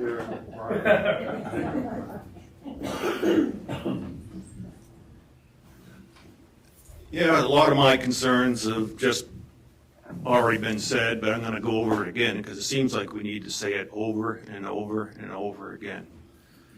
You know, I've been living just outside city limits for 43 years. You've heard my history, my passion for the city of Palmer, and all the other people that have donated and done amazing things for this city over the decades. And we're passionate about the golf course too. And just like I noticed everyone's very passionate about the Friends of the Library and what they're doing. Why can't we show that passion towards the golf course? Where is it? It's not there. I don't see it. You know, the last time I was at a city council, City of Palmer, was 2006 and 7 when they were talking about annexation. Now I've been to the last 5 because we can't get it, we don't seem to get it right. And why aren't we getting it right? There was nothing wrong with the old contract, council. There was nothing wrong with it. I've done lots of contracts. I told you before, I worked for MEA for 28 years. I did a lot of their contracts for the right-of-way clearing. I'll volunteer my time. I'll save you $15,000 in lawyer's fees. I'll do it, free. Free. That's how much this means to this community. We have kids in Special Olympics. We have junior golf programs, and we have senile citizens like myself. Half the membership there is probably people older than 50 years old. And it's a wonderful thing. You know the thousands of hours of love and smiles that go on at that golf course? And you guys might be the ones involved to kill it. And I challenge you, and I've done it before, to do the right thing. Because I find there's a few people that don't want the golf course to succeed. And you know who they are. Because their actions speak volumes. There's 3 words that come out tonight: morals, ethics, and transparency. I'd like to see more of that in the future. And I know you guys can make this happen.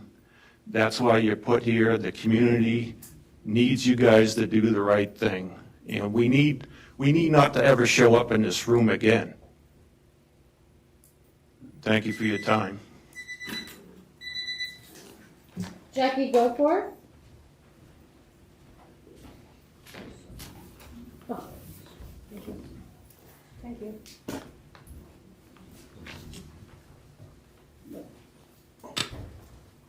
Good evening, Mayor and City Council. My name is Jackie Goforth, and I'm not talking about the golf course. I'm also a romance writer. My name is Jackie Ivey, published author, and it is not a pseudonym, it's my maiden name. I have 58 books out, I'm known worldwide, I'm in 7 different languages. And I have been writing since 1982. I wrote 7 books while I raised 6 children and worked for the post office as a manager for 25 years. And my 9th book finally was published in 2004. I didn't realize what was happening in the world because I was so busy writing. I didn't read anyone else because I didn't want anyone else's voice in my head. So I didn't realize that prior to the year 2000, if you wanted an obscene book as an adult, you had to go to an adult bookstore. They weren't available anywhere else. And in the year 2000, they started going online, and a company called Alora's Cave was formed, and they started putting these books out as pay-on-demand books, and they became a huge seller. They were called erotica, and erotica was a huge seller. And in 2004, when I finally got published, Zebra Books, who I was with, Kensington, opened up an aphrodisia line, their own erotica line, because the mainstream market said, wow, we want in on this. So erotica went mainstream. And it came out with a tag on it that said erotica. So everyone knew what they were buying when they bought it. And that's what happened until the year 2009. And in the year 2009, as Amazon got so big, they decided that if you had erotica on the cover, it couldn't make a bestseller list for the same reason that an X-rated book can't make the Academy Awards. And so they just took erotica off. And they folded it in to romance. So romance became filled with obscene books. Now, I'm not joking. I didn't realize that this had been labeled onto romance writers until I was teaching a class at a youth writers conference in 2017, and I was almost heckled from people who were calling my books obscene. And I know what the law says about obscenity. I have studied it. But I didn't realize until the year 2023 that this mode of pushing the line had gotten into young adult books. Young adult, which is 12 years old. Do you realize this book has in it, and it's in the Palmer Library, this book has in it that the anus is the entrance to your bowels. That is physically impossible. It's not. Ma'am, if you're talking about pornographic stuff, and it's illegal to even I put know that, it's not. particularly when we're online. Excuse me, but this is a book in your library for children. This is a book in your library for children. This is a book in your library for children. And when I challenged it in Palmer, I was denied saying it was good for children. And so I will be challenging it again because I can only do it every 3 years. And I did not realize when I challenged it that I would have so much censure heaped on me and so much disgruntled behavior and so much awful names heaped on me and being called these names. I didn't realize that, but I do now. And I'm not going anywhere. Thank you. Kelly Schumach.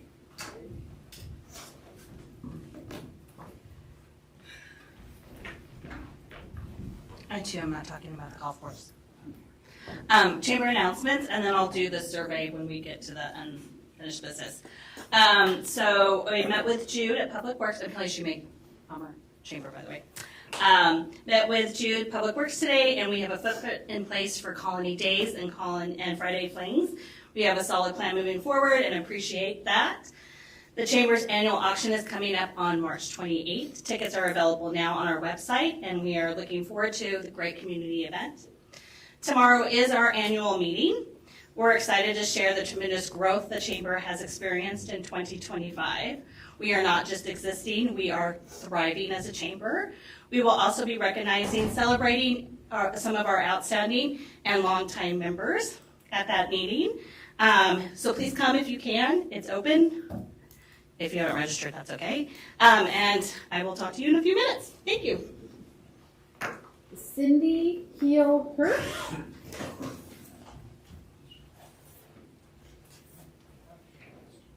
Sorry, I had to change a little bit what I was going to say.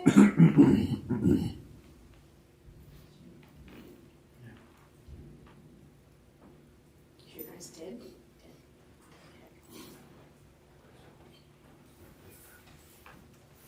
Business in Palmer for a long time. I sponsor a charity, Palmer Golf Course. My family's relationship with golf in Palmer goes all the way back to the reason that we moved here and that I owned an insurance company here.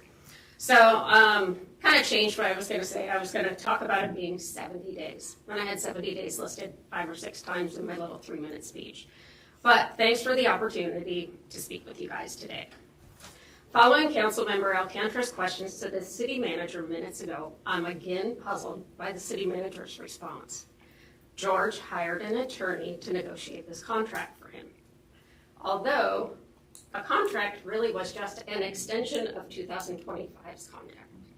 If you guys remember, on December 12th, there was discussion of the need for this contract to go out to bid for next year for an attorney who was hired prior to the meeting by the city manager. Without your knowledge, there was discussion about that too. For this to have become a complete renegotiation in which he says he's estimated 10 to 15 hours his attorney has spent on the renewal of a contract is crazy. It was a unanimous vote. Business owners have to prepare for a business. Right now, we have a business owner who can't negotiate to purchase anything for the Palmer Golf Course. If you haven't played golf, you might not know that there are things involving equipment. A lot of the tiny profit, well, retail profit is 100% if you don't know that. Retail markup is 100% in standard businesses. We don't buy new golf clubs every time we go golfing, but we buy golf tees, golf balls, food, all these things. This business is unprepared because of your decision simply not being brought to fruition. George stated that the contract arrived yesterday. It may not have gotten to Colby until today, but to in turn tell us, oh, in a couple weeks I will have gone over it, is unacceptable. I do absolutely agree with Mike that you guys should be willing to have conversations and answer questions in front of us. Why does everything have to be behind closed doors? Including the fact that 3 or 4 of us had no idea that the council did agree that this gentleman should be hired by the city. And that up to 15 grand should be spent for not a new contract, of a contract. And I probably sound accusatory because this is blowing my mind. There are people who travel here and spend a lot of money. We know the golf course makes money. It's just not okay to allow one person to kick the rock down the road while the rest of you guys have to sit and wait. It would be nice if action was taken a little bit quicker than 2 weeks. And for next year. Jeannie Trozinski.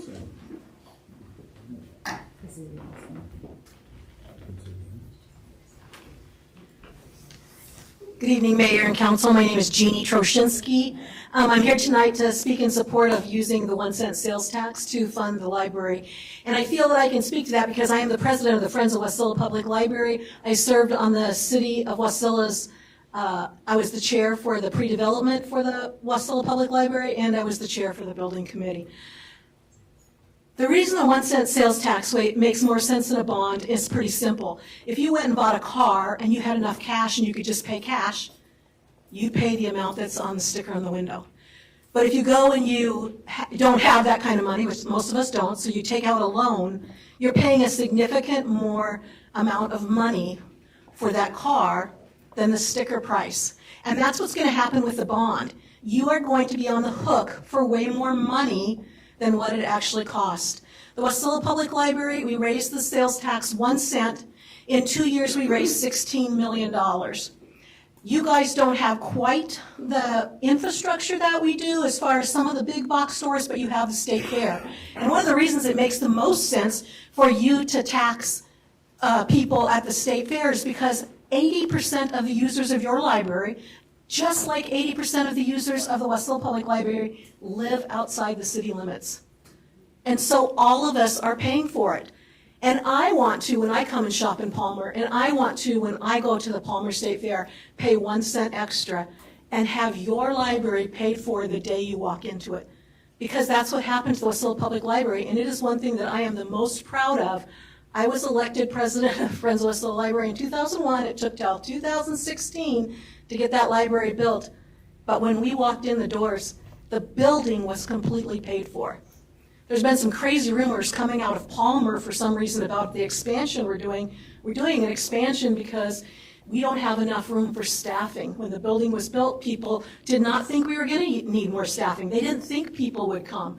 People have come in droves. We are the 3rd busiest library in the state of Alaska now. We only follow the Noel Wynn in Fairbanks and Lusac in Anchorage. The Monday after your roof collapsed, We normally on a Monday have 200 people because we're only open 4 hours on Mondays. We had 600 people come through our doors. People are hungry for a library here. They use libraries.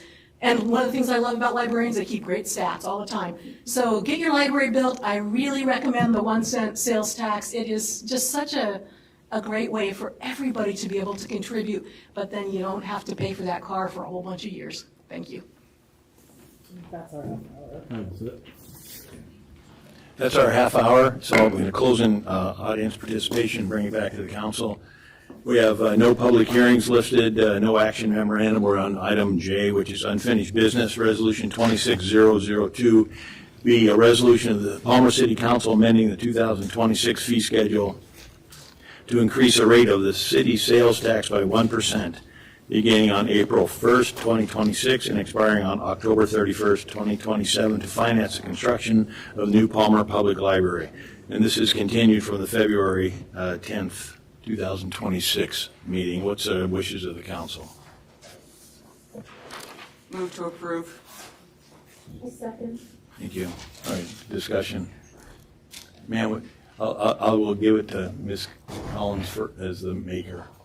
All right, thank you, Mr. Mayor. I did get a little feedback after last meeting with just some questions that I kind of skipped from point A maybe to point C without covering point B, so I might be covering some of the same territory that I covered last meeting, but I think to make things clear, I did have a few comments prepared.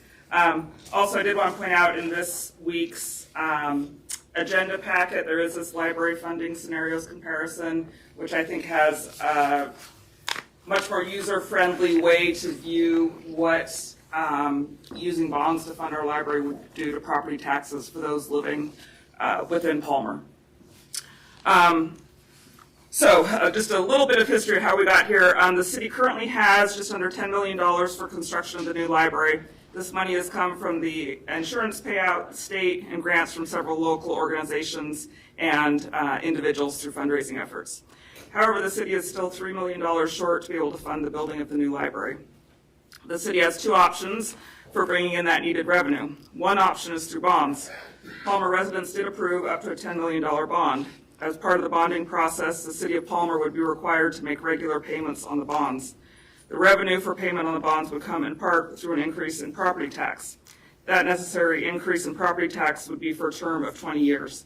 So just as we pointed out here, taking out a bond, as a rough analogy, is like borrowing money to do anything else. There's fees associated with that, there's interest associated with that. You end up paying more when you borrow money than if you pay cash up front. So the other option for paying for the new library is a short-term increase in the sales tax. As a member of the City Council, I have proposed use of a short-term increase in sales tax rather than use of the bond. So that was one of the questions I had. So would there be an increase in sales tax and a bond? The intent is that the increased sales tax would make the bonds unnecessary. So we'd use the sales tax to finance the new building. The proposal includes an increase in the sales tax of 1% for a period of approximately a year and a half. If approved, the increase would start April of this year and terminate in October of next year. These dates span 2 summers, which would include peak tourist season for our community, and would result in being able to acquire more of the needed funding from visitors to our community rather than from the community members themselves. In addition, because the termination date is written directly into the proposed legislation, no action would be required by City Council to terminate the sales tax increase at the end of that time period. In comparing the two options, the short-term sales tax increase is a more attractive option than 20 years of payments on a bond.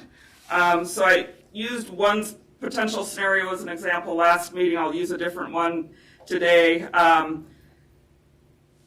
Looking at, in that document I just referenced, the library funding scenarios comparison, it talks about, so if homeowners, average home price right now, $400,000 in the community, would see an increase of $468 a year if the cap is raised on this property tax to cover the bond. So, as was pointed out by one of the individuals that spoke here, when you look at what we all might be paying with a 1% sales tax increase as compared to what we would be paying as homeowners in Palmer. The difference is astounding. So if we had an increase of $468 annually for the average homeowner, that would, and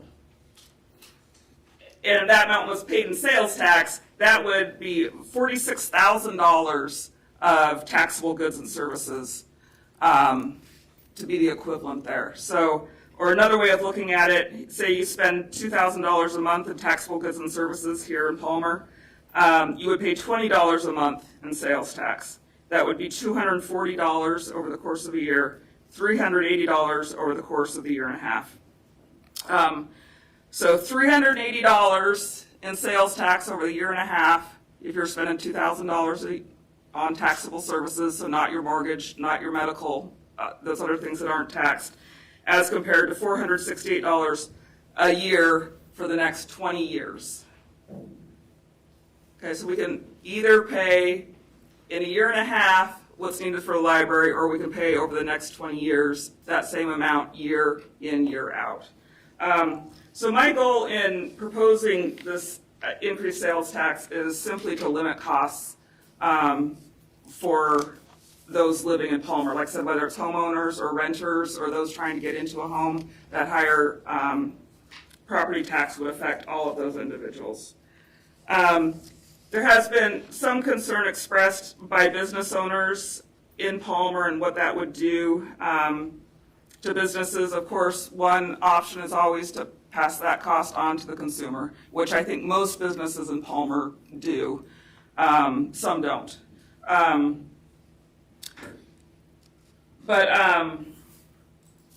Sorry, I lost my train of thought there momentarily. So there's also the fairness concern, as was pointed out, using a bond.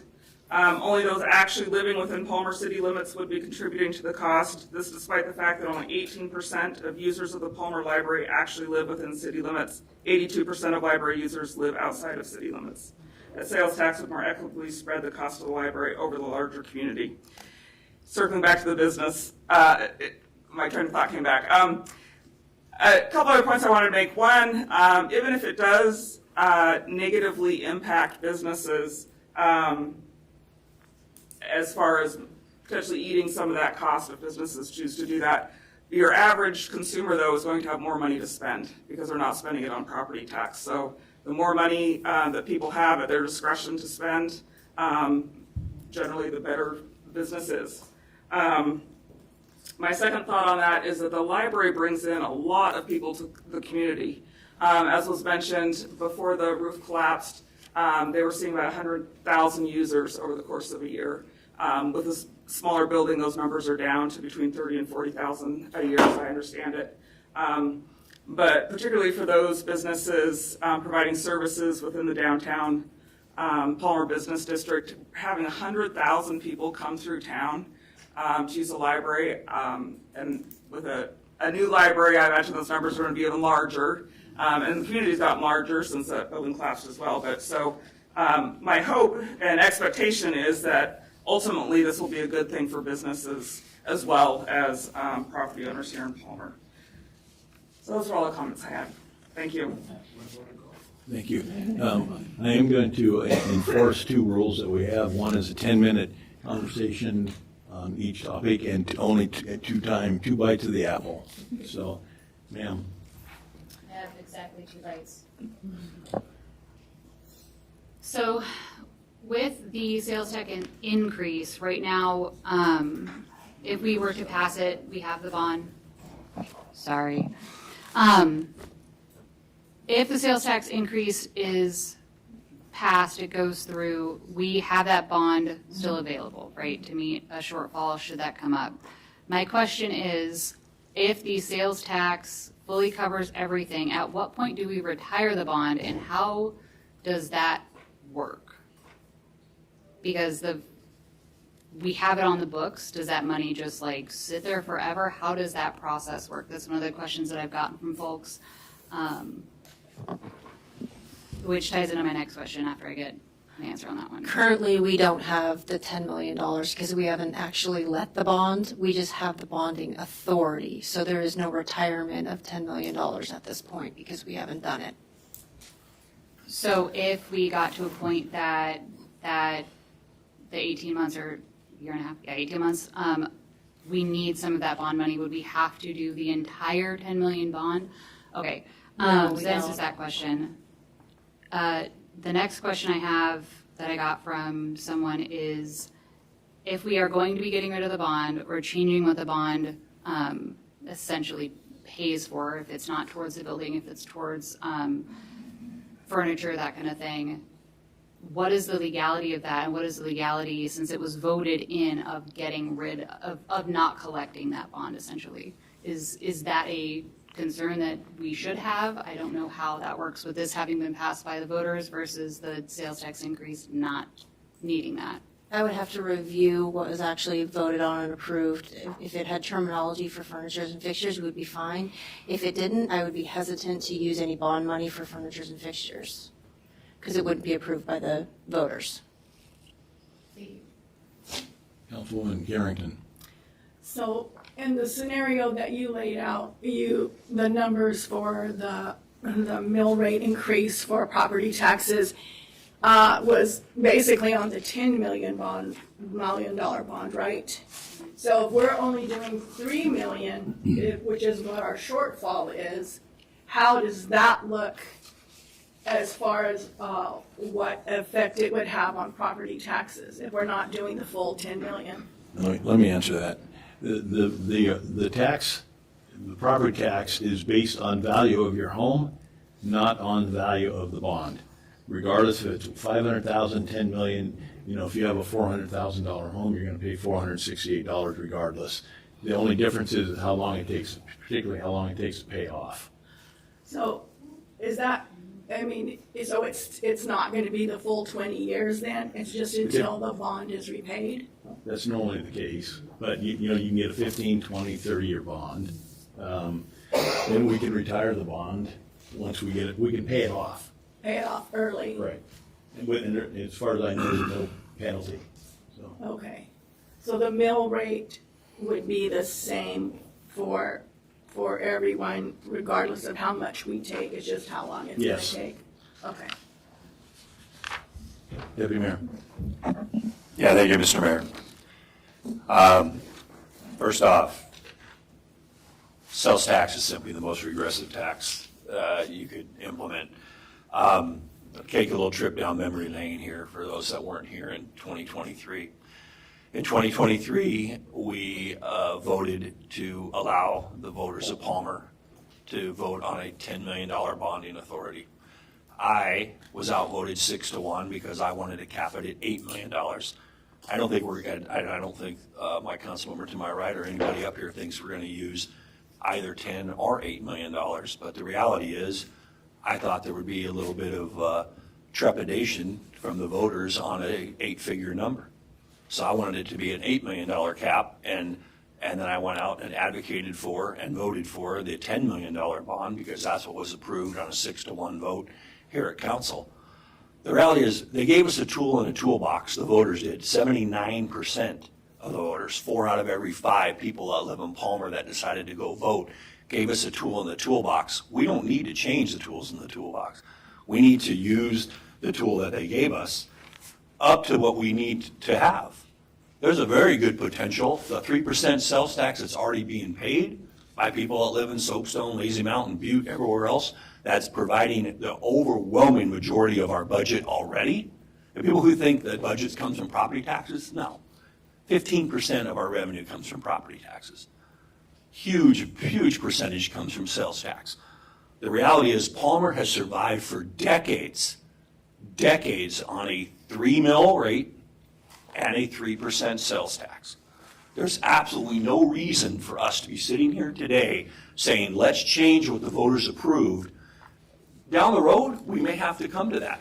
If we can do, I'm a little chagrined that we can go and ask for bonding authority, but we can shove a sales tax down your throat with a couple of meetings and a vote. That's almost criminal to me that the voters don't get a say to say, hey, we want this hey, I'm a property owner and a business owner, I want this. And by the way, the $1,200, the 3 mills on a $400,000 house, that's what exists now.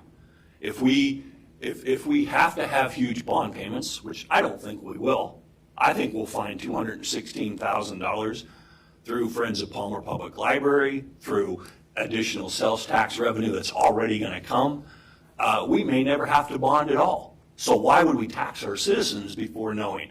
I find it very ironic that the great people from Respect were here earlier.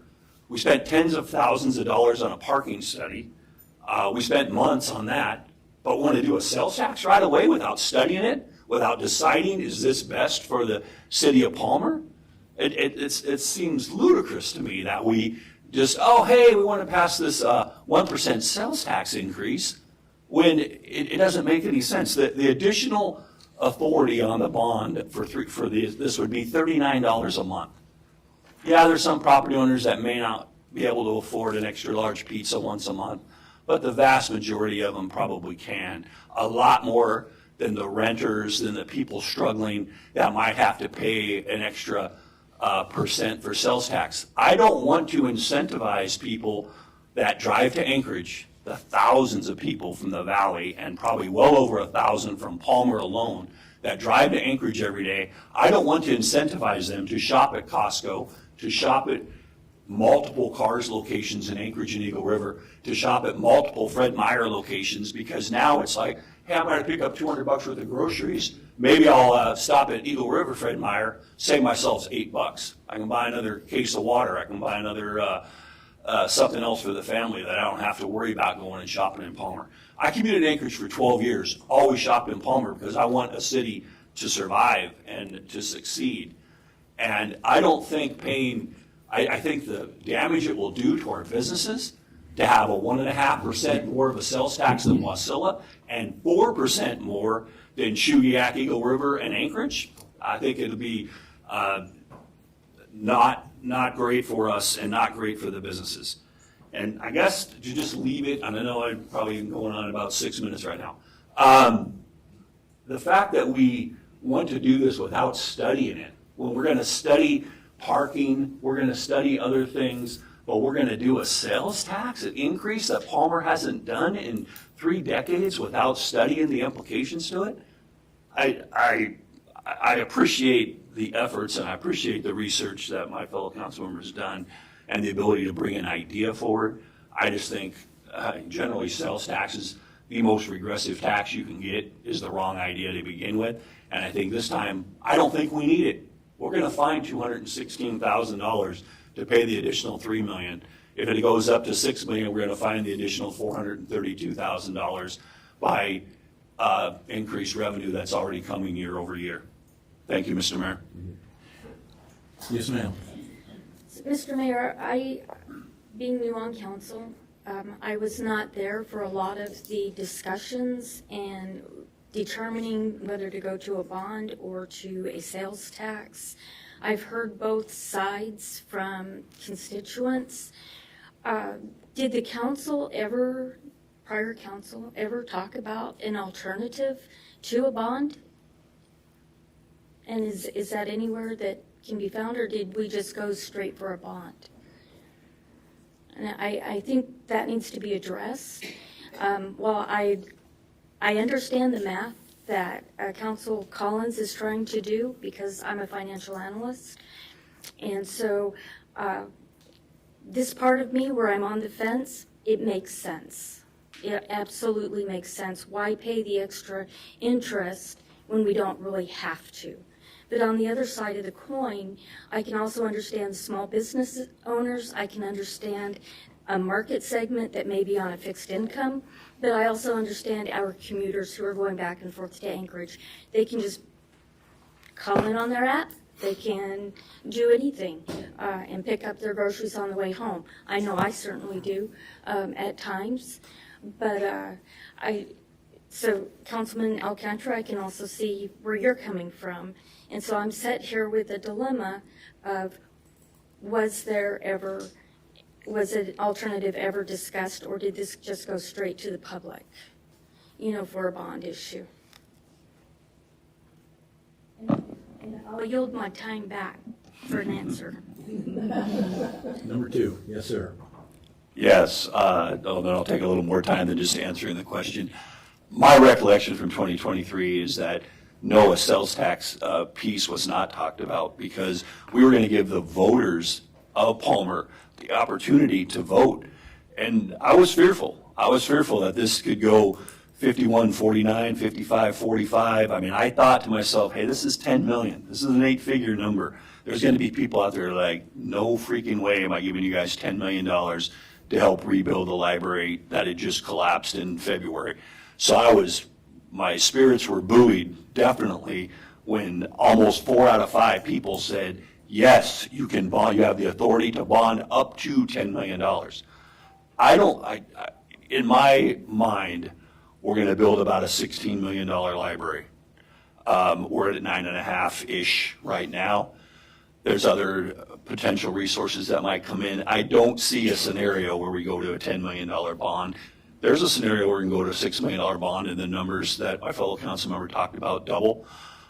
Certainly, but that's what people decided they wanted to do. We built 85 new houses in Palmer in 2024. There's more increased revenue, and these people that are moving into to these houses that are $400,000 plus, they can, whether they're here 3 years in the military or whether they're here for 30 or 40 years, they can afford $39 a month or even $78 a month to have a library that I think we should have. It's like, go big or go home, and I think we should build a library that we can all be proud of. I don't think we need a sales tax to do it. I don't think we need to tax our citizens, double tax our citizens that live in Palmer, an extra percent at Cars and Fred Meyer and the other places, and tax them on their potentially. I understand this is meant to be a supplanting of funds and not supplemental funds, but who knows whether we need more than $3 million. This is $3,028,000. This may not be enough to get us there. So I look at it as there's still that potential. You do this to your citizens, which I think is an erroneous start, and then you also have to end up taxing them a little bit on the property tax side. So I guess my time's up. Thank you. Councilwoman Graham. I just had a really quick question because that brought up a question that I thought I had settled in my brain, and now there's lots of numbers. So on the page that specifically talks about the legislation that's being enacted, the financial impact or the fiscal impact on here is $3,028,000. On the page 66 of the packet, where it basically breaks down the math for how much money would be generated by 0.5% or 1% in that time frame, you've got April 1st to December 31st of 2026, $3,028,000. Then you've got through sunset date, 331,000. Those are more. Those two numbers, I just want to make sure I'm clear that I'm not mixing this up. The current shortfall of 600,000 would not be met because those two numbers are not to be added together, correct? This, through the sunset, is estimated to make $3,310,000 through October of 2027. Am I correctly reading that? Which means that no matter what, we're still going to have potentially a $3 million pulled out of that bond to meet that $6 million shortfall total. Potentially. Okay. Sorry, I'm looking at this as somebody who is not a financial analyst. And I know that sometimes certain budgetary type documents are made for people whose brains work in a certain way that mine does not. So I wanted to be clear when I was looking at that. Had another one, lost it. It'll either come back or it won't. Thank you. Councilwoman Mosier.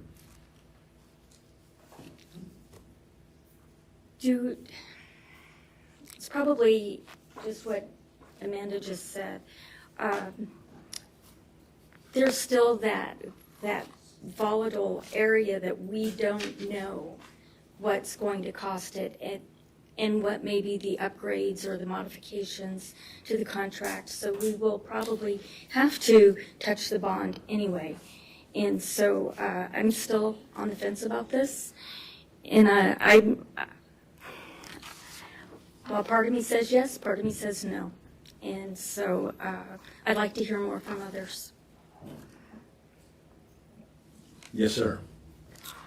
Thank you, Mr. Mayor. I just wanted to say that I agree with Councilmember Collins and Dr. Valerius. I agree with her comments as well.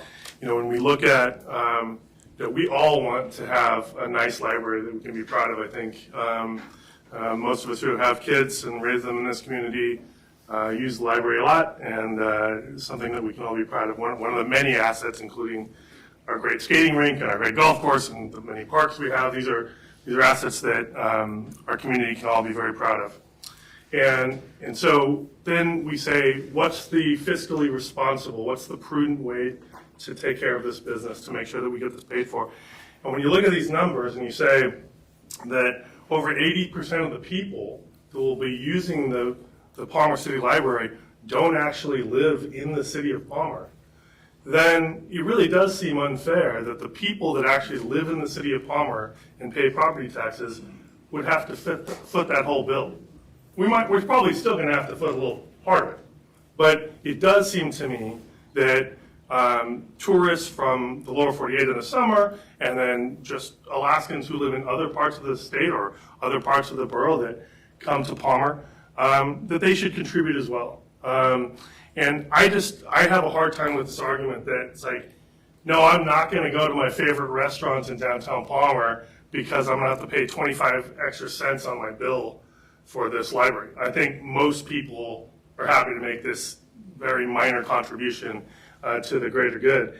The other part about it that I think is very important, though, that really should be stressed, is that this proposal comes with a firm sunset date. So when 18 months is up, the tax is over. We're not going to, I think people always have this fear of, oh man, once they increase your taxes, like they'll never claw it back. The way that she's written this is it's a firm sunset. So I think it's a fiscally responsible thing to do. There really is a third option that hasn't been discussed, and that would be for us to deplete our savings. But again, that's hitting the people that live here in the city of Palmer for the whole bill, and I just don't think that's fair. So I think that this is a common sense proposal, and I think it's fiscally responsible, and so I support it. Thank you. Yes, ma'am.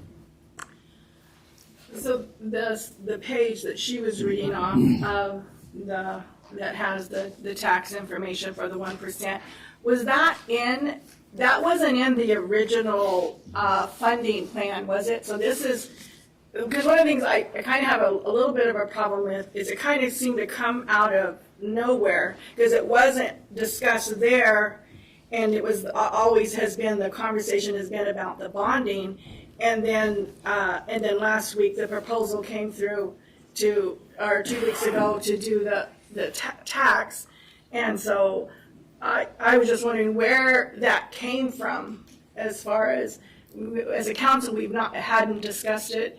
And then the community hasn't had a lot of time to discuss it. So I'm just curious as how we got here with this in particular. An alternative to the bond. Okay. Yes, ma'am. I can address that a little more too. Yeah. Because I've gotten that from a couple of people, it's like, it totally took us by surprise. Why I don't know, like, we prepped for this kind of idea. But the thing is, with Open Meetings Act, we're not able to discuss those things except for here in meetings. And the way we do that is to put something on the agenda. Yeah. So when I first started looking at sales tax as an option is when the city manager and Ms. Davis provided us with the library funding scenarios comparison several months ago. And when I saw what those numbers were actually going to mean for property owners here in Palmer, and looking at then going through the budgeting process, looking at how much we bring in, annually generally through sales tax, and what a 1% would be able to do for us in increase. When I compared the numbers, I just thought from a financial perspective, it seemed to me like, if you want to use the term, a no-brainer as far as using the sales tax instead of the bond. So and one of the concerns was like, well, so what if, the sales tax, there's sunsets and we still need more money? That could happen. We don't know. It's a moving target. We don't know exactly how much the building is ultimately going to cost, the final price tag, but we also don't know exactly how much the sales tax is going to bring in. Each year we bring in a little more.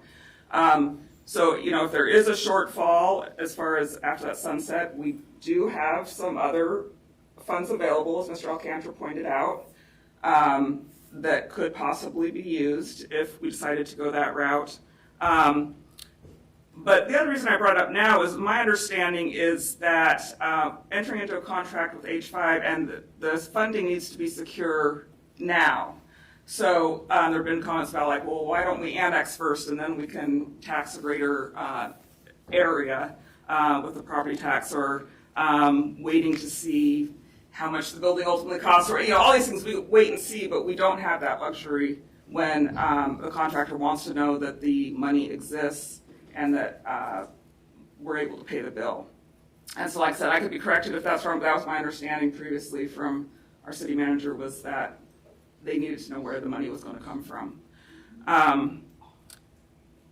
And I think it is important to point out that, because I followed this, even though I haven't been on city council, only since last fall, I haven't been on that long, but I did follow this process through the city council since the collapse of the library. And the council at the time was not interested in discussing increasing the sales tax at all, so that was not something that was ever proposed or discussed. And so it was presented to the voters as, if you want a new library, we need a bond. And there was overwhelming support for that. But I would, submit that what the overwhelming support was to get a library built. And that's what we heard consistently through city council meetings as well as, during public comments, is that they want the library built. And then I think it's our job to figure out how do we best do that. And so that's how we got here as far as discussing this now. So, I'll end there. Thank you. I'll finish this off with, we get about $11.4 million from sales tax. $1.5 million come from online sales tax. That's from people who are buying from Amazon, eBay, whoever it is. We get $1.5 million that way. And that's not even anybody coming into the city. So I am, and another example is if you spend, and I'm not sure how many people do, spend $10,000 a year on, I'll say, groceries, your bill goes up from $300 a year tax bill to $400. You spend $100 more a year versus, at a minimum, $400 and some odd dollars a year for property tax, which goes on forever. And so, I am of the belief that because of this $12 million that we get in sales tax, that's not provided by the 4,000 households that we have in the city of Palmer. The majority of that is coming from people who live in the Butte, Lazy Mountain, Sutton, outside Greater Palmer area. Those people that are coming here and spending their money on our goods and services. And like Ms. Collins said, the majority of the businesses in town pass on that sales tax. And yes, I have to agree, it is a very aggressive tax. But, those same people that are paying this sales tax are going to be paying more on property tax if we instill the 4.17 increase, the 1.17 increase to the mill rate. I just think it just makes sense that we, and I'll call it distribute the pain, to let people who live outside the town help pay for that library. And my guess is that the proposal is that, we expect more than $12.5 million next year in sales tax. And so I think that we're going to get more than the $3 million $300,000 that is projected. And yeah, the library might cost us more, and we do have other options. We do have money to take out of the bank. We do have the bond that we can push forward, but that would be a very small time frame. So I am in favor of the increase in sales tax because like I say, I like to spread the pain to everybody. I do not want the city residents to pay for the whole library. I want to have everybody else who lives outside the city to come in and contribute, if you will. Thank you.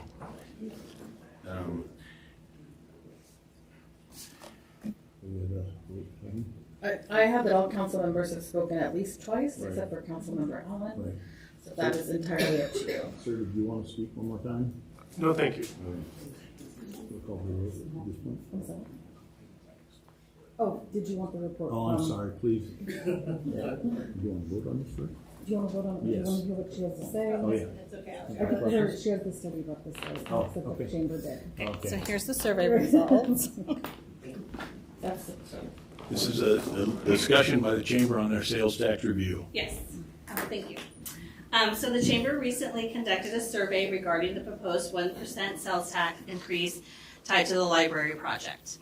Our goal was simple, to hear directly from the business community and share the feedback with you. We received 47 completed surveys. 83% of those respondents are current members. The strong industry representation came from professional services at 26%, followed closely by the restaurant and food services at 24%, along with retail and other sectors. One important takeaway is awareness. 26 respondents were familiar with the resolution, but 21 were not. This tells us that there is still room for additional communication and education about the proposal. When it comes to support, 43% of respondents opposed the tax increase, while 21 support it. The remaining respondents are neutral or undecided. We also asked about business impact. 30% said they were very concerned about the increase would affect their business, while 32% said they are not concerned. However, 55% believe a sales tax increase would push customers to shop outside of Palmer. That concern was especially strong among retail and restaurant businesses. The highest reoccurring concerns were the potential impact on local retail and restaurant sales, the added cost burden on residents and families, and apprehension that the temporary tax could eventually become permanent. The strongest, we also asked whether spreading the tax across residents, visitors, and shoppers influenced their position. 66% said it did not change their view. 22% said that it did not make a difference. It did make a difference, What was very clear, though, is that the transparency matters. Respondents indicated that they would be more likely to support the resolution if they were provided with a detailed project budget and total cost, a transparent timeline with defined milestones, assurance that funds would be used only for the library project, and a clearly defined enforcement sunset clause. Finally, I want to highlight that 43% of respondents believe that the public library is very important to the community, while only 13% feel it is not important. So while there are concerns about the funding mechanism, there is meaningful recognition of the library's value. The Chamber's role is to share the voice of our business community. Our members are asking for clarity, accountability, and careful consideration of economic impact. Thank you. Any questions about the survey? Yes, ma'am. So I know I said that I'm not a financial person, but I am a statistics person. Because I do a lot of statistics. I just want to make sure that I'm clear. The Palmer Chamber members, are those businesses entirely within the city limits? Are there any that are outside that would have responded to this? And was that question asked about their business? Yes, so we are the Greater Palmer Chamber. So some of them are outside of the chamber business, and they chose to put their business in there or not. Okay, and do you have a percentage of your responders, did you ask that question whether or not their business was within the city limits or outside city limits? I did not. Okay, thank you. That answers my question. Any other questions? Yes, Deputy Mayor. Yep. Thank you, Mr. Mayor, and thank you, Kelly, for coming and sharing what the business community thinks. I think it's pretty enlightening and illuminating. I think one of the most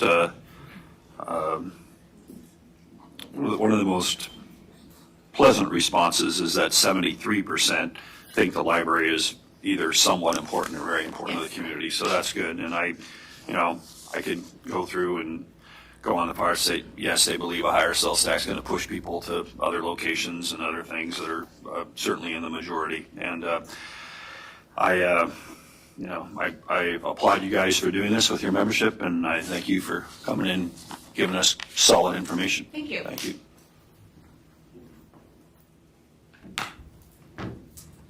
All right. We'll now bring it to the council for a vote. Madam Clerk, this is... Okay. Councilmember Carrington. You can't abstain. You cannot abstain.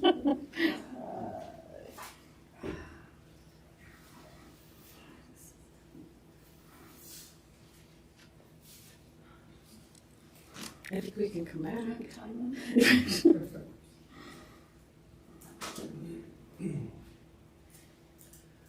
Yes. Councilmember Collins. Yes. Councilmember Mosier.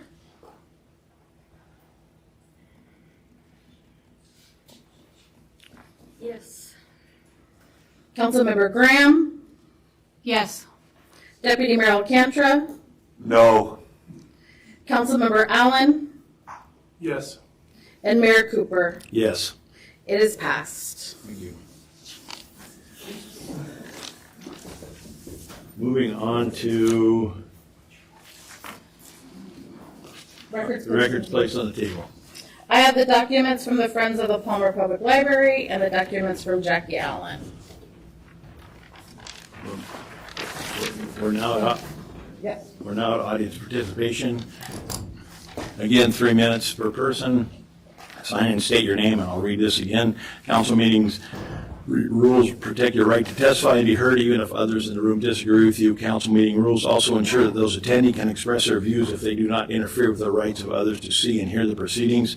At all times, order and decorum will be maintained in keeping with the civility and dignity of the legislative process. Please be respectful during audience participation. No disruptions to city business or threats of any kind will be allowed. Individuals who cannot follow these guidelines will be removed. Any threats against others could result in criminal prosecution. Again, please sign in, state your name, and 3 minutes per person. I have Jared Polensky. Thank you, Mr. Mayor and City Council. I appreciate the opportunity to be here. I'm a lifetime resident in Palmer, Alaska. Grew up on Springer Loop, and I am now raising my own family. Can you state your name for the record? Jared Sorry. Polensky. Sorry, I thought I said that. I'm here tonight to ask you to reconsider the proposal to close our city golf course in favor of airport expansion. This decision is not just about land use, it's about financial responsibility, community access, and protecting one of the few city assets that consistently generates revenue rather than draining it. I find it ironic that so much of your city council is talking about things and ways to make money, and you have an asset that makes you money, and you're thinking about trading for an asset that doesn't make money. I can name a lot of things. The rink, the library, which is important, and the airport that don't make money, and you have an asset that brings in money. Mr. Mayor, you talked about mics possibly in the next budget, getting new mics. You probably have that money thanks to the golf course because you're actually making money for the city from the golf course. So it's ironic that we're talking about all the things that you guys need money for. The golf course is more than recreation, it's an investment that pays the city back. At a time when many municipality facilities operate at a loss, eliminating one that produces income should give us a serious pause. Replacing a self-sustaining asset with a project that may require ongoing subsidy is not a step forward fiscal toward fiscal stability. We also have to look at the community impact. Golf experienced a major and sustained boom following the COVID-19 pandemic. Funny enough, it turns out people do care about their health and turn to exercise in the outdoors as a result. How do we get exercise in Alaska during the winter? And we're going to eliminate something that allows us as Alaskans to get out and enjoy our summers and get some exercise? It's unbelievable to me. Do you realize that the pandemic that increased golf by like 15%? Amongst women since the pandemic, 46% of women have now gotten into golf that weren't before. That's huge, and we're wanting to turn this down. I want to respectfully emphasize the importance of public trust. When major development decisions are made, residents need confidence that the process is transparent and free from any perceived conflicts of interest. Whether those concerns are real or simply perceived, they deserve open discussion, clear disclosure, and careful independent review so the community can feel confident that the decisions are being made solely in the public's best interest. This proposal of expanding the airport reeks of big government, secret handshakes, and backdoor dealing. One member on this council stands to benefit the most from such a deal, and the proposed expansion will pad their pockets. This person has no interest in what's best for our city and only has a vested interest because of the financial investment their family will gain, the windfall that they will gain if the project is allowed to move forward. This kind of government is shady and has no place here in Palmer, Alaska. It will leave a black eye on the city for years to come. You as the Assembly stand in the way of allowing such a thing to happen. It's your obligation to listen to the majority of the residents you serve, not a very few that the proposed airport expansion would serve. And I just have one quick question. I would love for Colby to be honest with us and tell all of us how much she and her husband stand to benefit by the expansion of the golf course, because she's been shady and dishonest with all of you. Your time's up. And is it worth more money than the golf course brings in Your in the time's summer up. for you guys? I hope it's worth it, Colby. I really hope it's worth it. That's all I have on the list. So if somebody wants to speak, they can come on up. Let's get some honesty in here. Sir, if you continue, I'll have to ask you to leave. I'll leave. All right, thank you. Can you make her be honest? Thank you. Everybody in this community. Thank you. Bye. Thank you. Colby, tell them the truth. Yes, sir.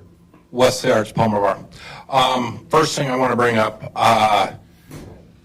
when we have windstorms, I know on my dumpster, I have dumpster locks on it, keeps the lids closed.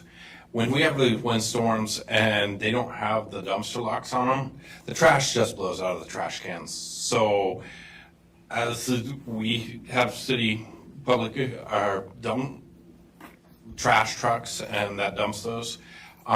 Maybe we should make a requirement that they put the dumpster locks on all of them and actually make a code that during the windstorms, they have to keep those closed because it's just blowing trash around the community because they're blowing open.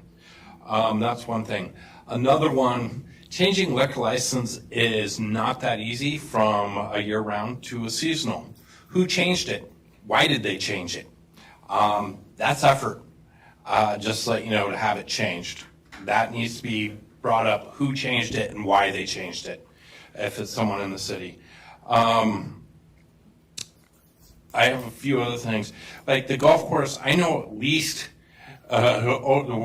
easily over 10 people that have told me, and some of these people are business owners, that if the golf course closes down, they will be leaving. Okay? They live here because they can go golfing. And some of these guys own businesses. I think you guys are looking at this not realizing how much is going into it. You guys are also talking about the library trying to find funding. Aren't you guys getting ready to spend $6 million to repave the airport? Just a random question. There's $6 million. You guys are talking about sales tax and just past that. You're talking about how much the golf course is and all that. How about we bring the city services that we have? Certain city services like the police department and city works and all those guys are struggling. It's on their budgets. They're making it happen because they're great employees. Yet we have the airport that is eating up all this money and all these services. How about we make the airport pay for itself first instead of trying constantly bailing it out? Just some of the stuff to think about. because we're short of money. You just raised the things. Annexation splits of this whole, when we're talking about the bond issue, annexation would split how much everyone's paying on that bond. We have to grow. In 2030, if we're not careful, we're all of a sudden going to be the 4th largest community in the Mat-Su. Houston and Big Lake will bypass us, okay? We lose power on the borough level as we move down as city size. We have to grow, okay? These are just some of the things that are going through my mind about this whole thing. Thank you.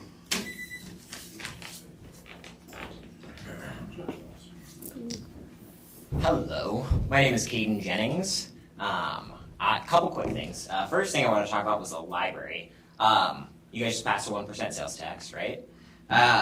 One thing that I thought was interesting is the proposed amount is $16 million to build this library. If you look at the average cost to build of, say, a house or a small commercial building, you're looking at like $300 to $450 a square foot. I'm confused. If you take 16 million, John, you would know this. It's 14,000 square feet, right? That's what they're proposing. Okay. Well, let's take 16,000 square feet. How about that? And you divide it by that, $16 million divided by 14,000 square feet. That gets you $1,100 a square foot. That's like double the building cost of what everything else seems to be. So I'm confused as to where that comes from, and just maybe something you guys should look into. I might ask just for, what you guys are planning to spend it on, just because, from the public's perspective, I'm like, well, how are they spending this much money on a library that's only supposed to be, 14,000 square feet? You could build a really, really nice metal building with heated floors for like $3 million, and it would be beautiful. I mean, they ran it out of a chicken coop, so just my thoughts.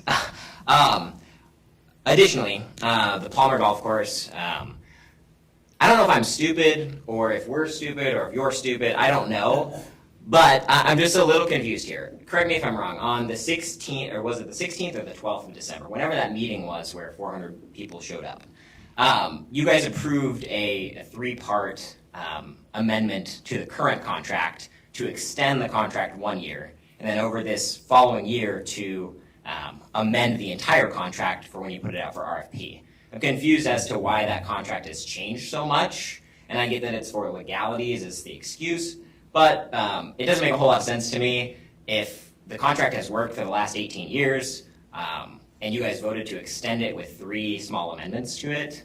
It just seems confusing as to why that's not done yet. I mean, I could do it tomorrow. I have an attorney. It's very quick and easy. So yeah, I'm just confused as to that. I don't know if we're stupid, if you guys are, or maybe there's just some miscommunication, or you guys voted on something that we didn't hear you vote on. But that's something that we'd like to know just as the public, to be informed as to what's going on, because it's very confusing for us. You guys voted on a 3-amendment change.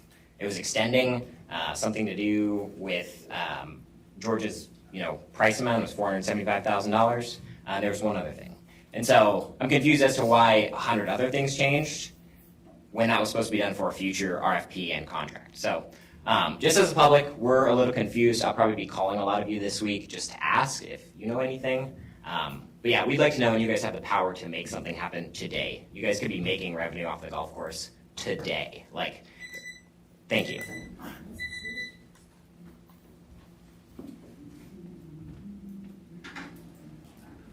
Okay, how are the other? Walking in from the hinterlands and the entryway there. My name is Tim Leach. I'm a big fan of Dual Sport Days that I think was referenced earlier.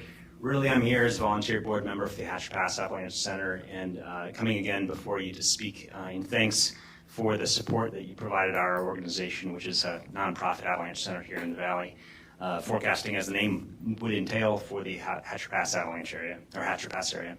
As many of you probably recall, the City of Palmer, through a community grant, provided some support for our organization for the 24-25 fiscal, or sorry, the 24-25 forecasting year.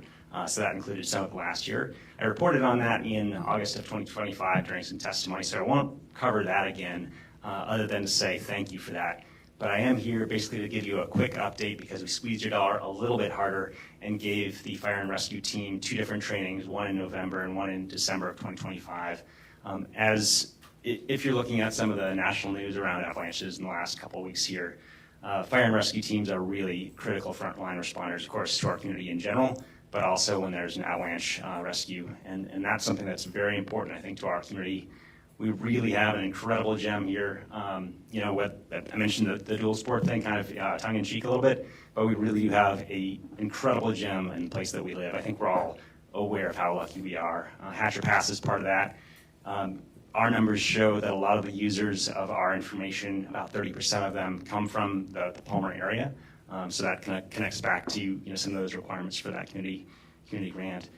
But also, again, that fire and rescue team, they're one of the 2 teams that really go up or would need to go up and do some avalanche recovery and assist in a multi-agency response if there's some avalanches. So that training, that life safety training, I think is critical. And I just want to say thanks again because your support there helped make that happen for the fire and rescue team. Thanks.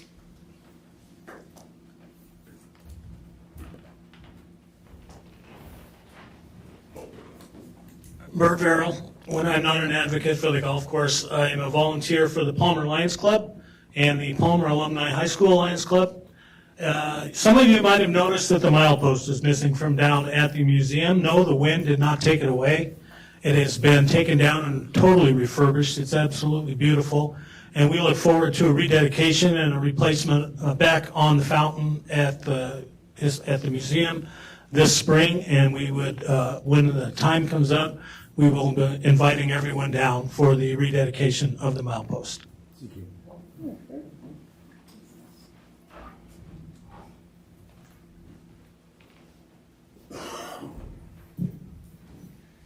Hi, my name is Dean Phipps. I'm a Palmer resident and a business owner for the last 5 years.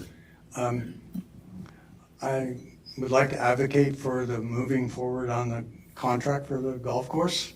And to share a personal experience, my daughter tried to buy a season pass for me for Christmas in December. It was going to surprise me.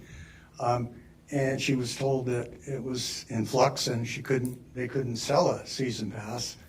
And so then, I guess maybe 2 or 3 weeks ago, sometime before the latest decision not to sell season passes, I got one in the mail. So when I read that it was signed on delay and the contract was up in the air, I didn't know whether I had one of those season passes that, the city was going to say, you need to go talk to George, and George was going to say, no, you need to talk to the city. But that's the kind of confusion that takes place when you don't go forward with the decision. I advocate for moving forward on it. I think that I'm reading a book called Golf is Not a Perfect Game. And when you try to work on your golf game, sometimes there's a limit to what you can do. And I think the same thing goes for contracts. You have a tendency to just keep dissembling and dissembling and dissembling. And it's really a way of basically controlling and trying to protect yourself from the adverse outcome. And I think that's appropriate in looking at future contracts that might be put out for a proposal, but not something that your business is trying to go ahead and move forward on this year. Thank you.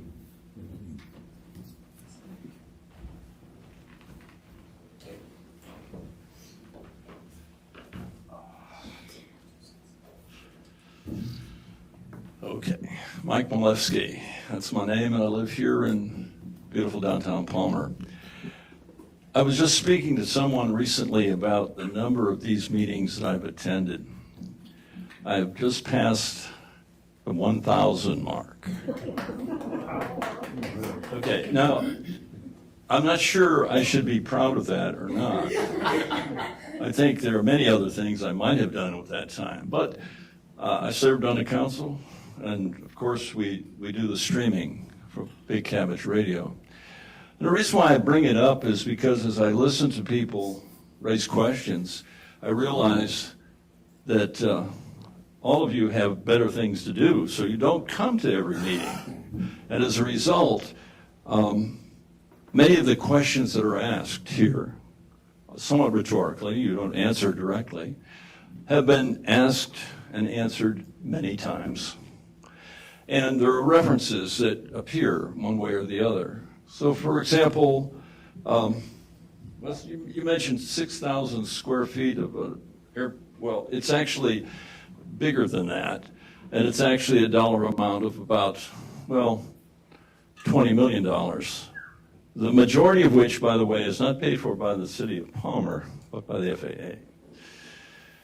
And in order to do that, the work that's going to be done, that's not going to be done next month, but is actually going to be funded in August with the hiring of a firm, an engineering firm, HDL, to do the strategic planning that we've been talking about, which is going to take a couple of years. And having interviewed enough people to understand that the FAA requires that before you can do anything of get rid of the obligation of the land that is underneath the golf course or any of the rest of it. So that I've heard the council state, I've heard individuals say, we're not interested in getting rid of this golf course at all. But I don't, I'm in a business that deals with another form of government. It's called the FCC. And I can tell you, once you start doing that, you realize this is not a simple matter. You just don't call them up and say, okay, let's do this and make it happen. Now, I wanted to make that clear that this is something that's ongoing, that's going to take more time, and that there's not an immediate effect of the airport encroaching upon the golf course. However, the second part, I have a little bit of time left, is to say, yeah, everything that's been said about the contractual arrangements, I don't think anybody here wants to prolong this. So the encouragement, if I can offer that, is to, by all means, whatever it takes. We had 4 kids, put them in a room. If there was a disagreement, figure it out, and then you can come out. I suggest the same thing. 2 lawyers, 2 representatives, go in the room, and then you can come out. Thank you.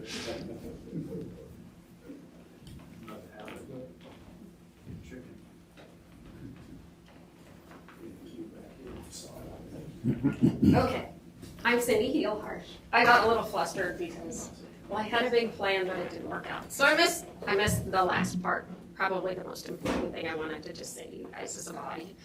I guess my challenge, my question with regard to what I've been seeing at council meetings, because I've come to more and I've watched and listened on Big Cabbage Radio off and on for the last few years. I'm just wondering, after all the discussions we've had, how this body plans to ensure timely execution of council-approved decisions moving forward. Today I popped open for like the 3rd time the description of the city manager's job that's written on the Palmer website. The city manager's role is to implement the policy decisions of the city council effectively and efficiently. 70 days is not efficient, it's not effective. I'd just like to say that I think you guys should hold yourselves to a standard in the same way that hold employees to a standard. You have power, you are elected, let's make use of that power. I think the sales tax discussion tonight was fantastic. I enjoyed seeing you guys engage. I haven't seen anything like that in 8 meetings, and I really appreciate it. So anyway, like to see you work together and get stuff done like you did tonight. So thanks.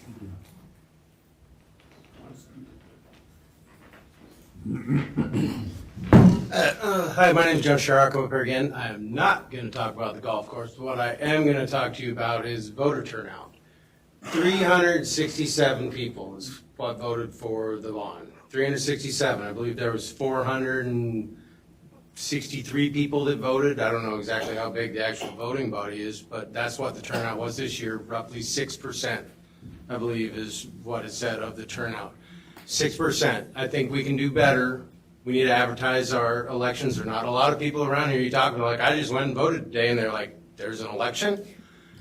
You got to do better than just a sign on the outside of this building and a couple yard signs. I mean, there's very little involvement between the public and, the people that vote, unless you're special interest, super duper out for something. because those are the people that turn out to vote. I too also really enjoyed watching you guys talk about the sales tax and hearing everybody's point of view, and it would have been nice to have something like that for the golf course, which we've never had anything like that. Civil discussion, sounds really nice. Thank you. Have a good night. Anyone else wishing to speak for the council? Seeing no one, we'll close audience participation. Move it back, no committee of the whole.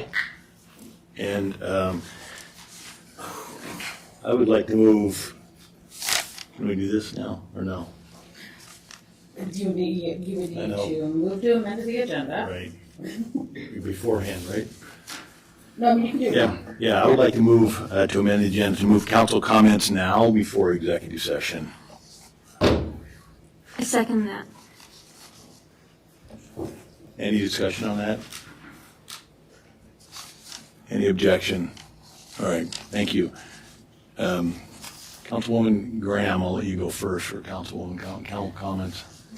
Did I do that last time for you? No, but I guess it's my turn. You say let like you mean it. So a couple things I wanted to just address real quick.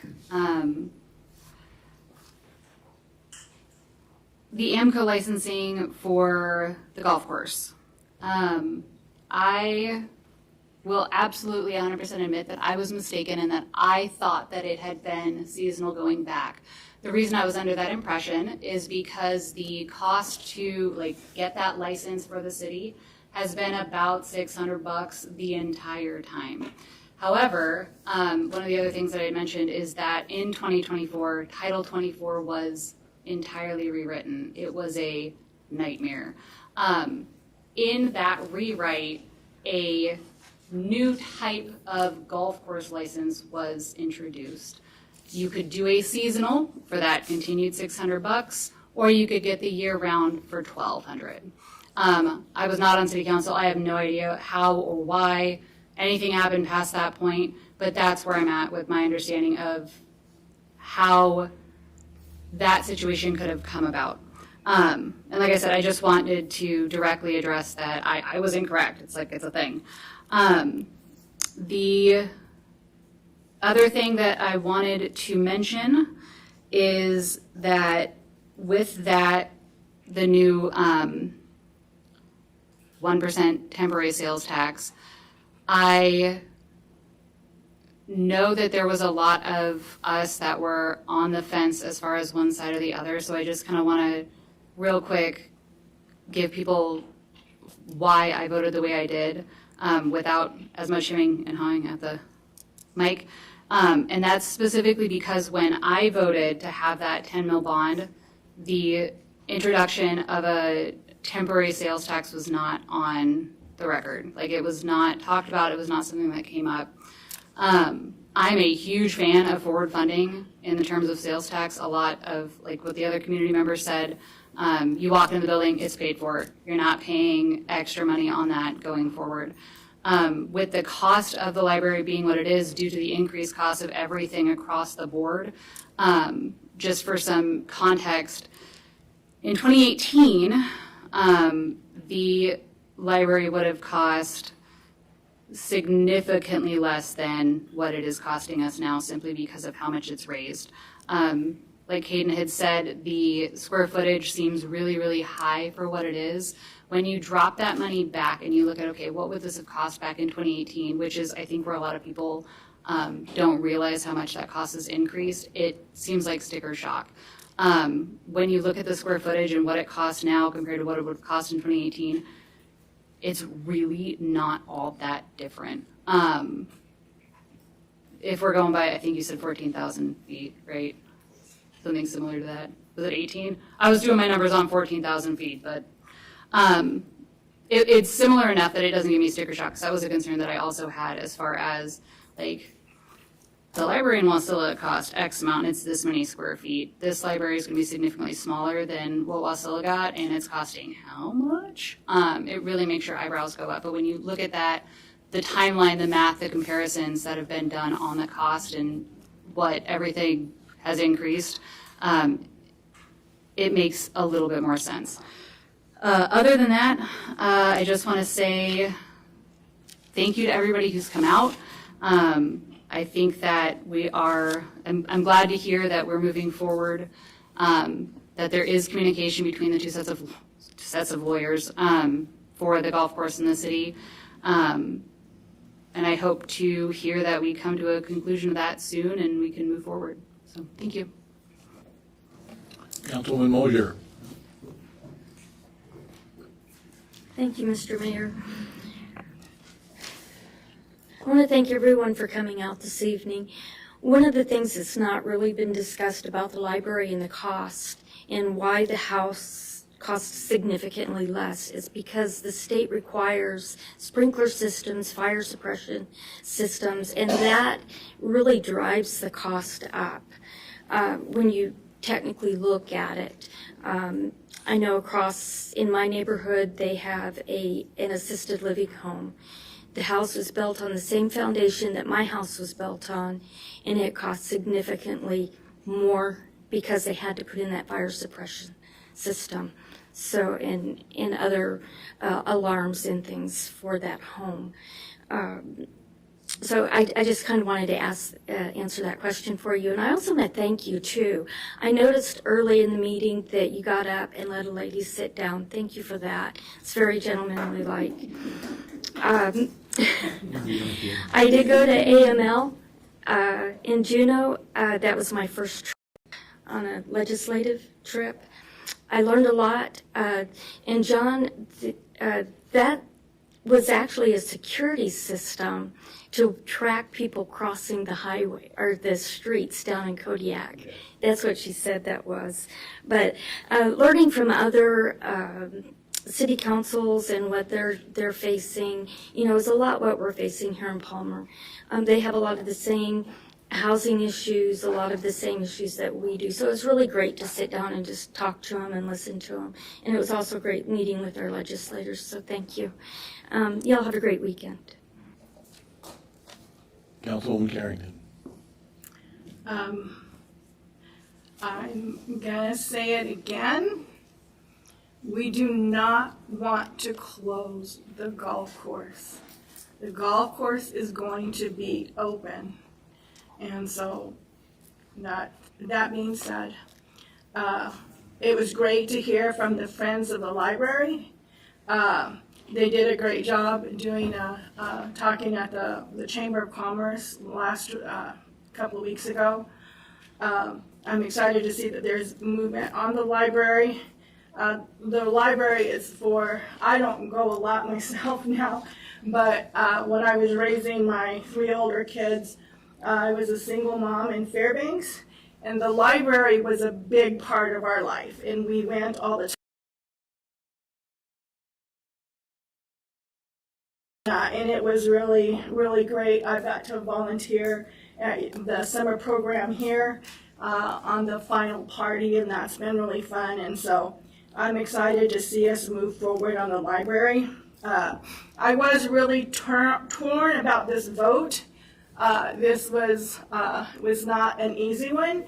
It makes sense. I think the bottom line is the tax of not having to pay on the bond to pay it back, and raising and reaching out to the Palmer, greater Palmer area to raise those funds. And so that's kind of where I ended up kind of leaning into. And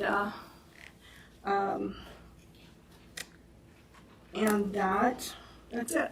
Thanks for coming and sharing, and keep it up. Alderman Allen. Well, first I want to just say thank you so much for the warm welcome today for my first day on the council. I'm excited to work with this fine group of people who, one thing we all have in common is we all love this place, and we all want to see it be the best it can be. So I'm happy about the work we were able to get done today. I think it was a robust debate, but a respectful one and a good one, a thoughtful one.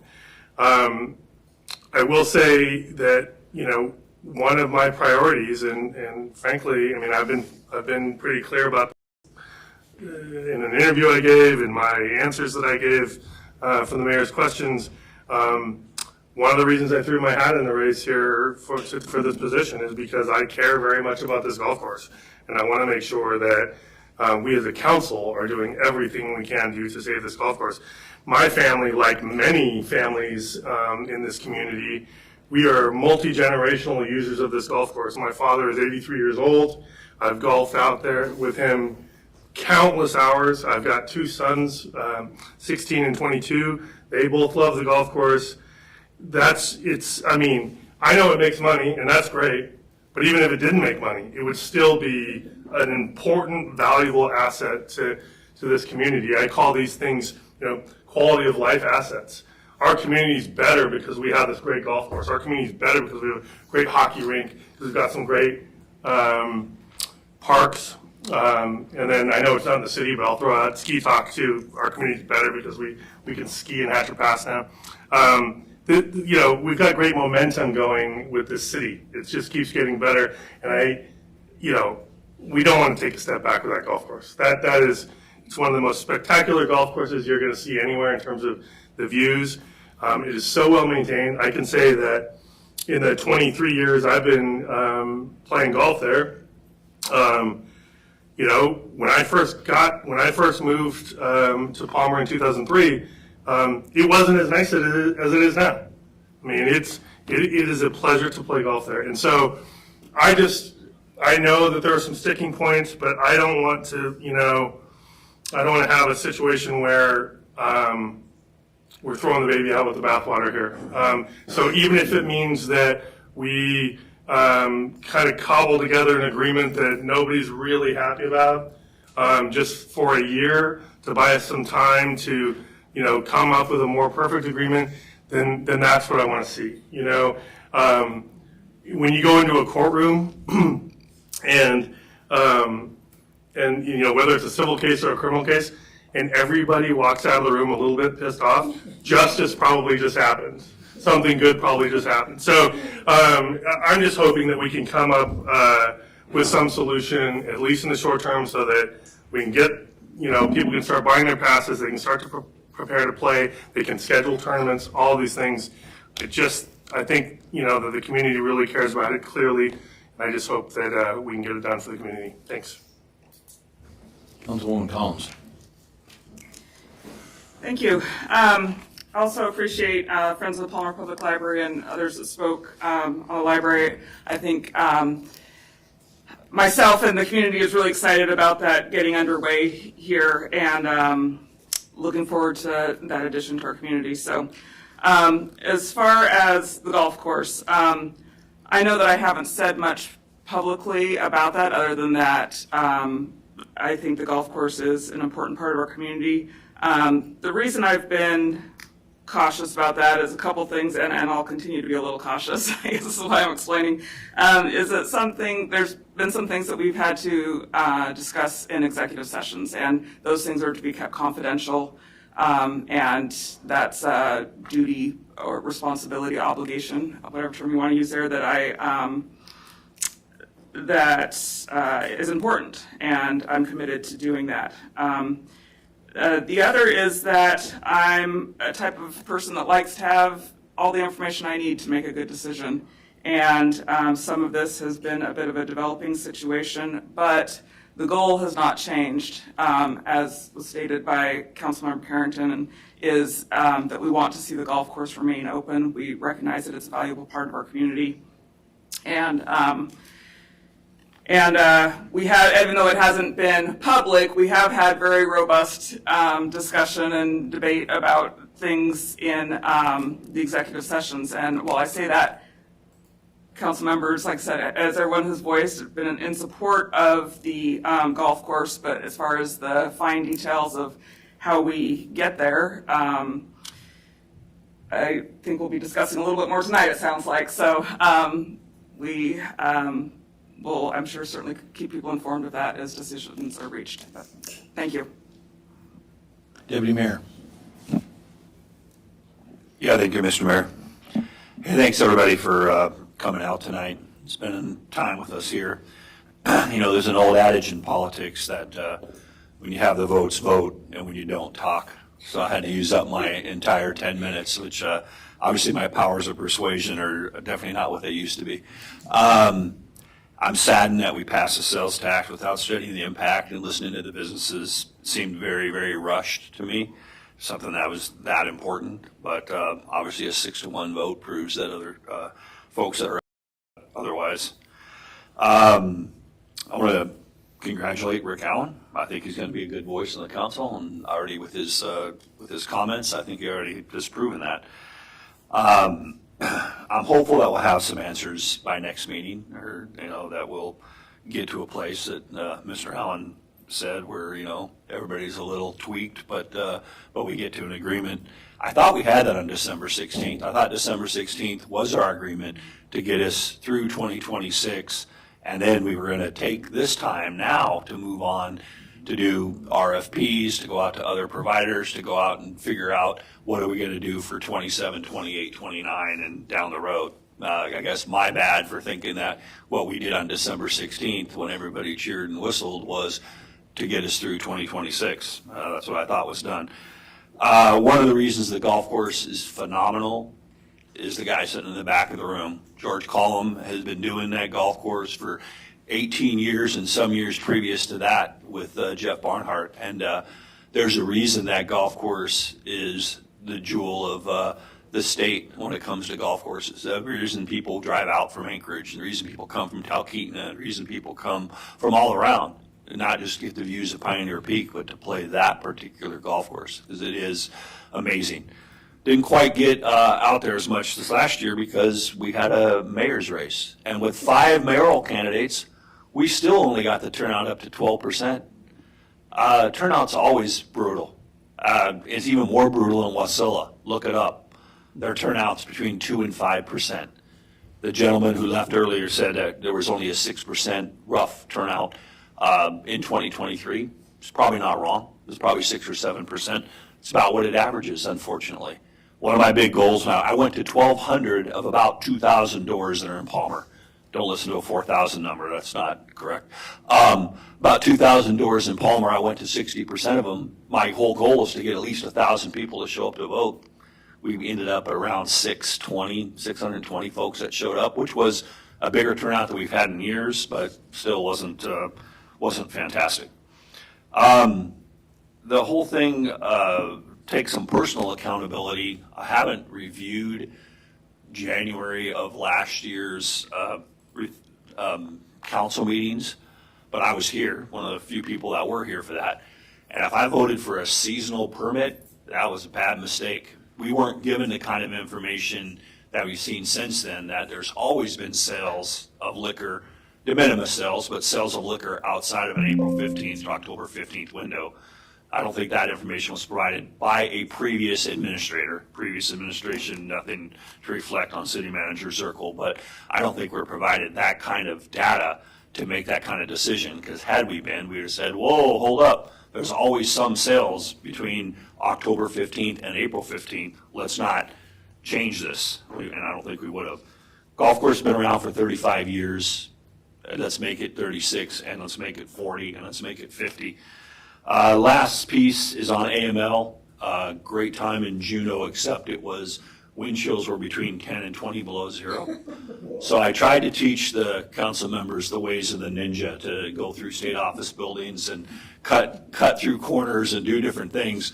But even at 150 steps outside and 100 steps on the back end, it was still bitterly cold. And the one thing I feel sorry for our mayor is that he stayed at the Baranoff, which is only a few blocks from where we were at the Centennial Hall in Juneau. If you get a chance to go to Juneau, go to Centennial Hall, go these places. But luckily for at least me, and I think the other 2 council members, we were at the Sheridan, which is literally right next door to the event. So we didn't have the same walks the mayor did, but it was bitter. It was probably the kind of cold we're going to see here on Wednesday and Thursday.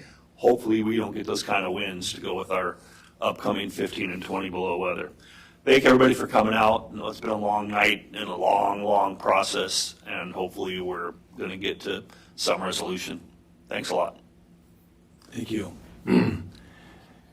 Rick, congratulations. Glad to see we finally have a full table. My only concern is now we have 3 lawyers sitting here. That's potentially a little scary, but it's a good thing. Voter apathy. Think about when you walk into your house, first thing you do other than unlock the doors, you turn your lights on. You might go to the bathroom, you might go get a drink. All that works, your garbage gets picked up, your street gets plowed, you're pretty happy. So I think that's my philosophy on why people don't come out and vote. Like Mr. Alcantara mentioned, last year, Wasilla's vote was 3%, which is pretty abysmal. 12.3 or 8, whatever we had, has been the highest we've had in quite a long time. So get out to vote is always a tough thing. Even when we had the $10 million bond and other things, we just didn't get a lot of folks to come out. Like I say, they're happy with the lights, the electricity, the garbage and all that kind of stuff. As long as it doesn't really affect them personally, they don't care. So that's unfortunate. People, should have obviously have the right to come and vote, and they should want to come out and vote. And so I hope, next October that we'll get more than that. But again, thank you all you folks that came out. We do appreciate what you have to say. And we do take it under advisement. And like Councilwoman Collins said, we do have some pretty spirited discussions in executive session and stuff that we cannot, obviously bring forth. I'm sure we'll have another one of those tonight. So anyway, again, council comments were closed. I make a motion that we move into executive session because the matters would bring immediate knowledge of which would clearly have an adverse effect upon the finances of the public entity. Is there a second, please? I second. Thank you. Madam Clerk?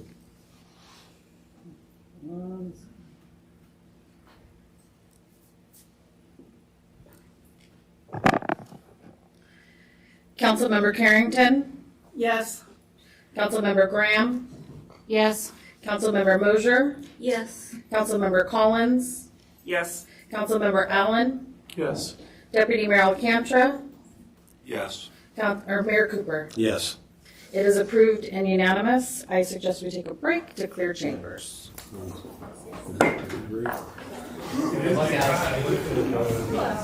Wonderful meeting.